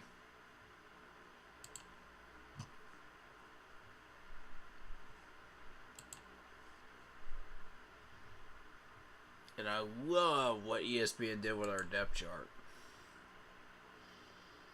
I love it.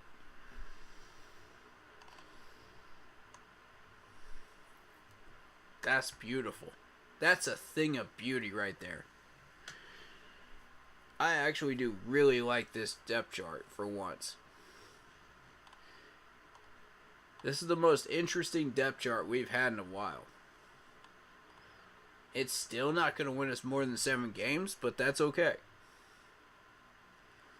That is okay. Be patient. 2023, I'm telling you, wait until 2023, then we make our move. Once we have fully built up this depth chart, once we have replaced all the kryptonite parts of it with stronger, more reliable depth chart people, we've resigned all our people, watch. That's probably why these guys are not making a move money-wise. But I'm telling you, $10 million, we can afford that. This year and next year. We can afford it. For Bradbury. It is worth it. It is worth the money.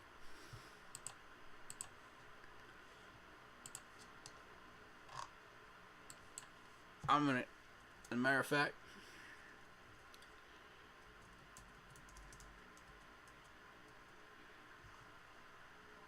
look at this nonsense right here, man. Look at this nonsense. Y'all want to see some stats? I'm going to show y'all some stats. You don't like this. Alright.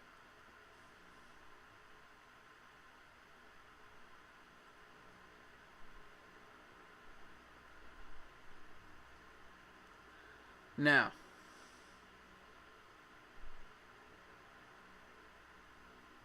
do they show how much he was targeted?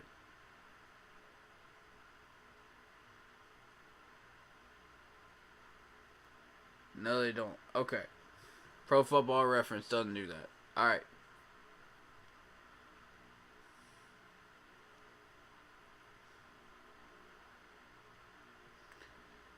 Alright, so he has started all these games. He's been healthy. He had 4 interceptions last year. 3 with us. I mean, 3 with us in 2019. Because we didn't want to pay him. He goes to the Giants, he gets 3 with them.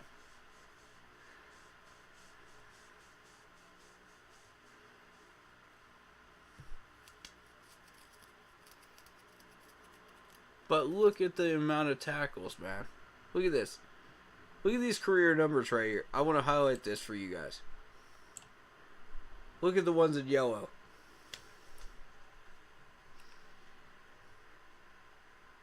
That's what I want y'all to see.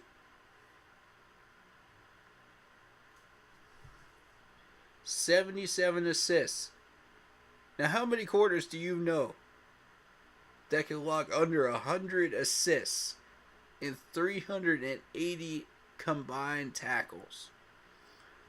How many corners do you know? Not many, right?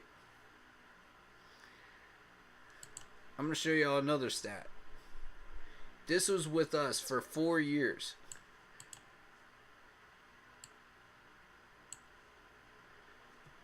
Look at this. 222 solo tackles. Solo tackles. By himself. Out of 279. 57 assists. Career-wise. And in 2 years with the Giants, he had 20 assists. Just 20. He's got even better. He's got even better. In 6 years. Tell me how this man is not worth $10 million to us right now. Please tell us. Please explain this one to us, man. Because I'm not buying any excuse why we cannot sign him right now. For $10 million.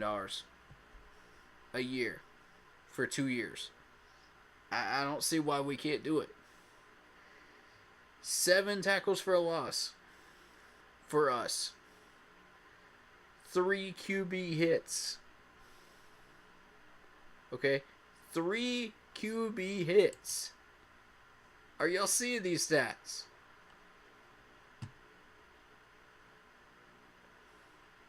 47 passes defended for us. 47. 35 with the Giants. He had 4 career forced fumbles. 2 with us, 2 with the Giants.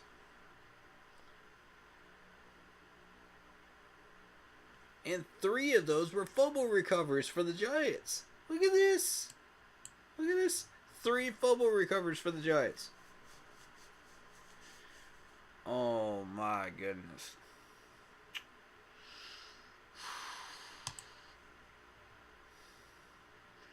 Y'all want to tell me that this man is not worth $10 million to us? Y'all want to straight up tell me?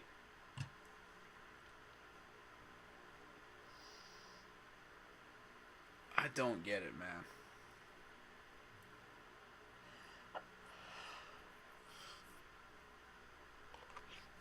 With our corner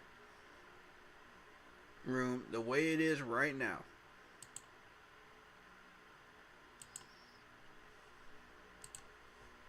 with our corner room the way it is right now, look at this corner room right now. You move Melvin back to 3rd string, I don't care what you do with Troy Pride. I don't care what you do with Keith Taylor. I don't care what you do with Chris Vestry. You move Melvin back to 3rd string. Put Bradbury in as our number 3 corner. We got C.J. Henderson right here. We can keep one of these two, Troy Pride or Keith. It's a 50-50 toss up for me. I prefer Troy Pride myself. Some people prefer Keith. Doesn't matter. Chris Westry is a camp body.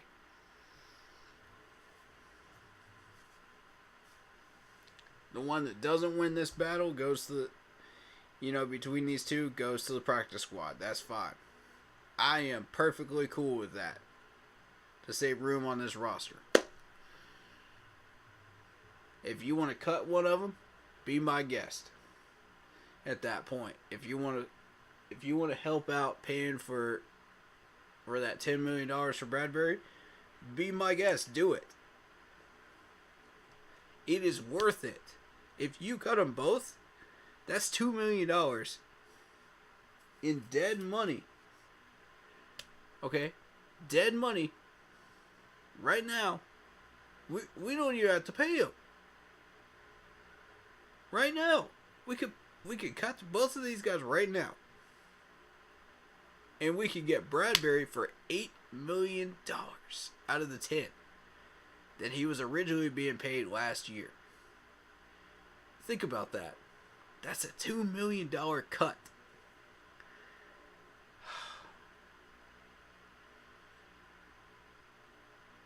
That's a $2 million cut. And if I was the GM, I'd get rid of Chandler too. Tack that on there too. That's an extra $1 million. That's $3 million. That's $3 million you could save right now on this roster and go after Bradbury and only have to pay $7 million balanced out of his $10 million contract that he was paid last year. If you pay him the same amount coming to Carolina, we can afford this. $30.7 million this year, plus the $28 million that we were supposed to get next year. Already. Minus the $10 million that you're paying for rookie contracts, right? So let's take a look at the rookie contract numbers. How much that totals out to now? Okay, $29 million. See, we're looking fresh right now. How many of those draft picks did we sign so far? We didn't sign all of them yet, right? I can imagine that's going to get up to $10 million though. But we already budgeted for this. Folks, we already budgeted for that. Okay. So still, that's $20.7 million we got this year. 10 you're going to spend on player injuries and whatnot like that, right? Probably $7 to $8 million, somewhere around that range. Perfect. We've already re-signed all our people. We've already, taken care of our options. Except for Brian Burns. I don't know if that's... Did we extend that option? That 5th-year option for him? Did we do that? Because I don't remember. I'm going to check the main website real quick. See if we did that. Him. Transactions. Did we do that?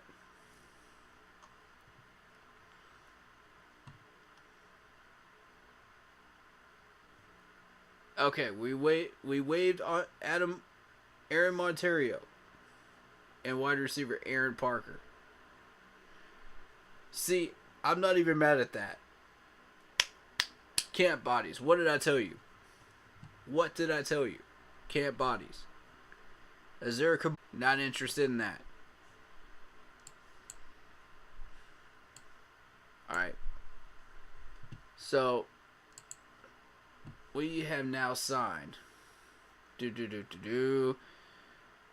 Icky and Cade Mays. Excellent. That's the first two that we need to be signing. That's offensive lineman, correct? We got Kaelyn Barnes signed. We got Barno signed.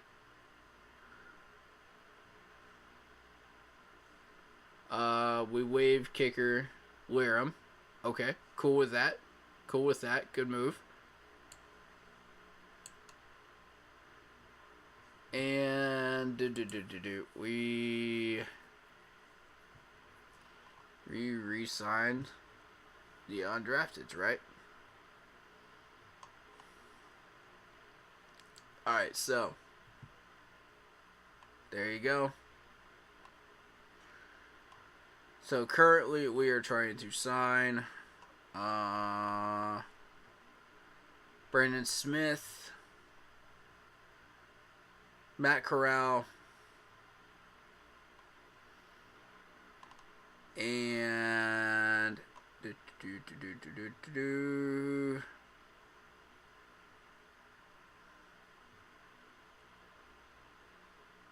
yeah, just those two. Yeah. Once we get those two signed, then we'll take a look at what this cap number looks like up here, which should look a little bit like $25 million, right? It should. Right around that area. Which, again, gives us an extra 5 to play with. Now, that means $15 million we could spend to pick somebody up or push into next year. Whatever we wish to do. $10 million for Bradbury? Sold. With 15 to play with this year. Then you look at trying to trying to deal with contracts next year, right? Who needs to be re-signed? At that point, who needs to be re-signed? Do we have any that need to be re-signed?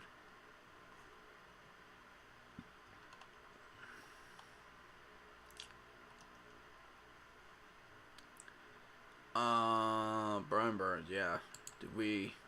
That's the one I wanted to look at.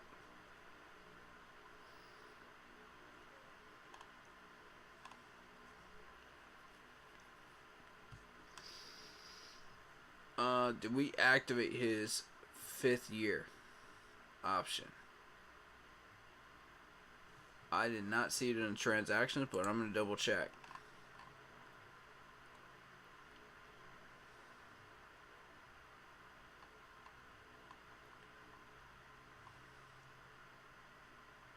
Okay, Madenitis,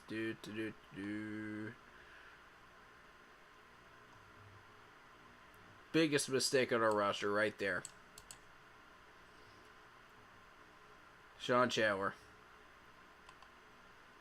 You're going to regret it. I'm just trying to tell y'all. You're going to regret it.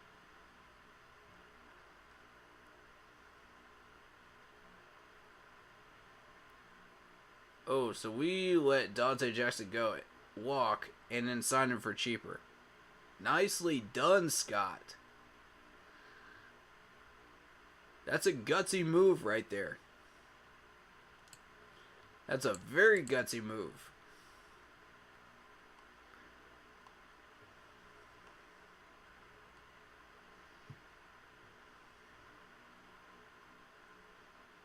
This man's not messing around.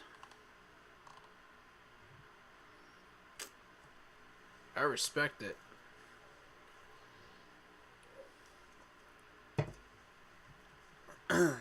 I love our depth chart.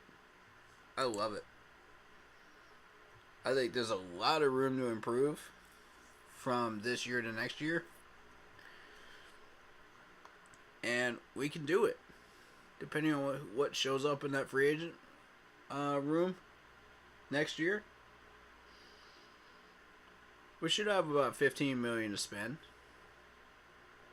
Give or take. Plus or minus what we cut.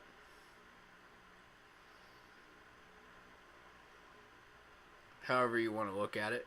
But, yeah, that's interesting. I like what we're doing with here. But, yeah. As expected, that schedule looks exactly what I thought it would be. You know?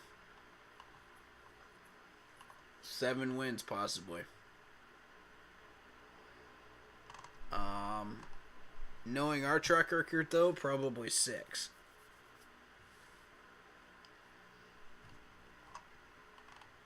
Which lands us back in the top 10 again, which is exactly where we want to be. To continue building this roster. That's not a favorable schedule anyway, so realistically, I don't care. You know, I would rather build off of 2022 rather than try to compete in 2022. There's no way we could do it. With 7 wins, there's no way. What did I say the magical number is for wild card? It is 10 wins. 10 wins. It has always been 10 wins. Whether they have 17 games or 18 wins, it's still 10 wins. And I'm going to be real with y'all, man. It's been a long, long time since we have reached that plateau.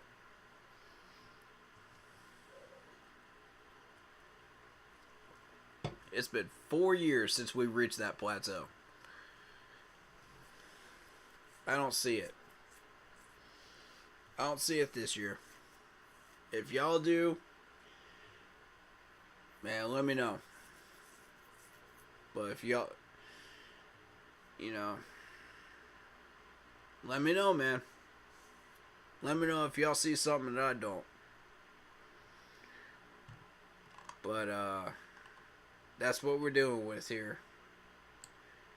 That's where we are. Shout out to Lock Poppy. Shout out to Vietnam.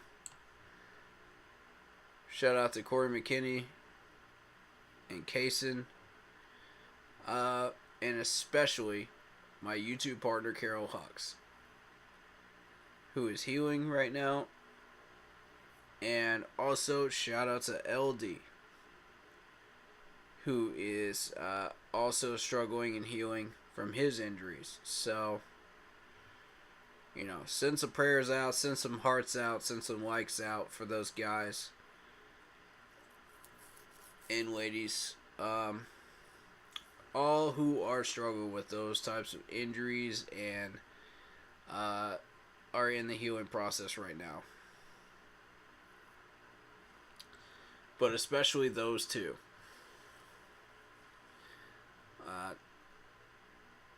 Lots of love and support. And feel free to reach out if you guys want to talk through private messaging. I will be available throughout the next month and a half. I will try to do like a mini series on whatever y'all want me to do a series on. I'll come up with a few ideas and I'll post them in a poll, and we'll see what we want to do, in the next month and a half. I want to still continue to put out content for y'all, but it's going to be a slow month and a half. You know what I mean? Like, up until training camp. It's going to be slow. There's not going to be much that's going to be going on. But if Matt Rule gets fired in that amount of time, then yes, we will do a stream. If we manage to trade for somebody, quarterback-wise, yes, we'll do a stream. If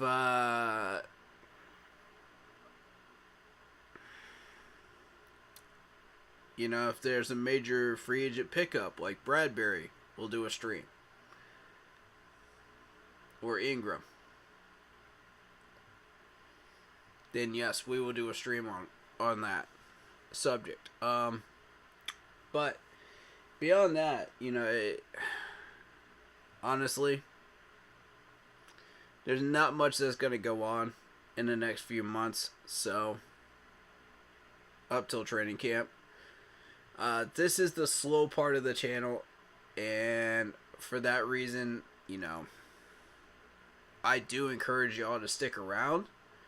We'll see what we can put out content-wise for you guys. Although, I wouldn't count on too much content-wise for the next month and a half, but we'll try to come up with something up until the end of July. We'll for sure I'll be doing Fan Day up in Charlotte. That'll be happening. Whenever that gets released, I'll release the date of that. I will go ahead and buy that ticket, and then I'll let y'all know where I'm sitting so y'all can come and see me during Fan Day. Just don't bother me during filming, and you're good. Just politely sit there during filming, wait for me to finish, and then you're free to talk. I am more than happy to talk to anybody during Fan Day. I would love it. You know what I'm saying? I would love it. Anybody that wants to come by and say hi, please do. You know, I'll be sure to post exactly where I'm going to be sitting, so y'all can find me.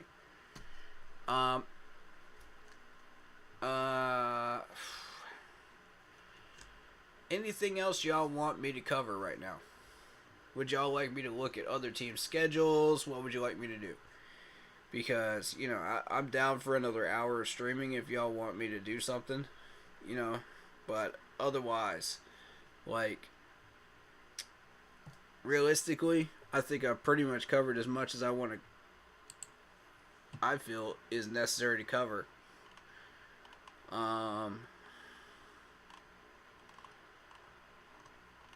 Like I said, 7 wins is our ceiling right now.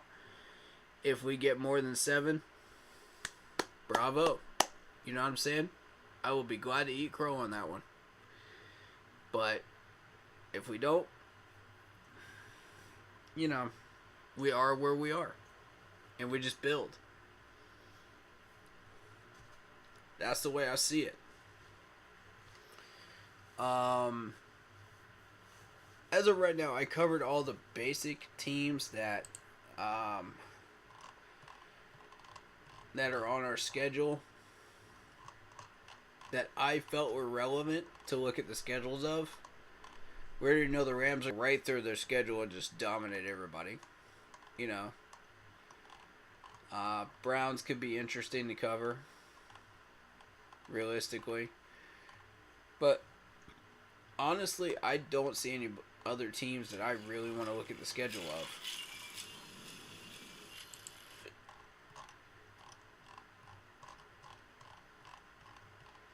But if you'd like me to, I can. I'd be happy to.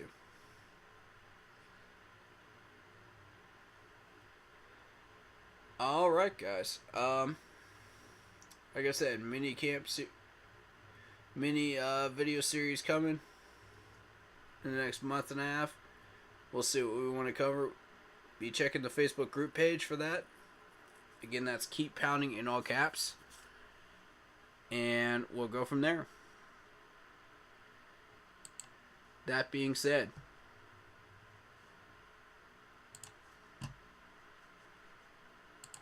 we get some music up for y'all, and we'll head on out of here. That'll be the last thing we want to do right now.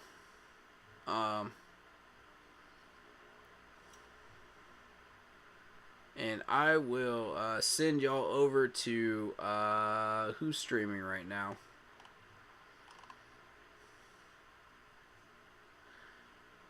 I know Big Cat's streaming right now.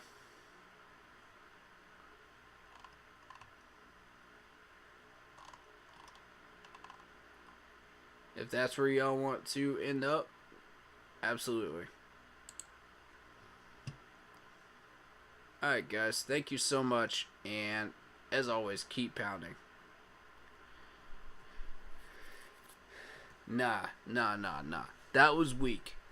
Let me finish this stream off the right way, because y'all ain't gonna hear from me for a while if I don't do this video series. So I want to finish this stream off right.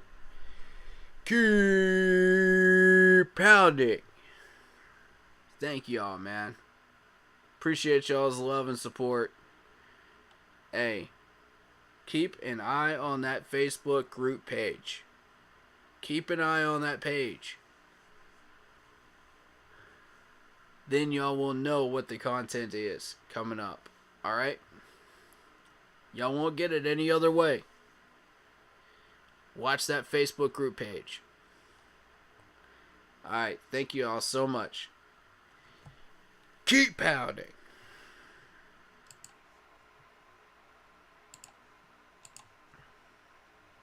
Hey, it's Cliff Boyer. Be sure to watch NASCAR Live on Fox and FS1 Nope. on YouTube.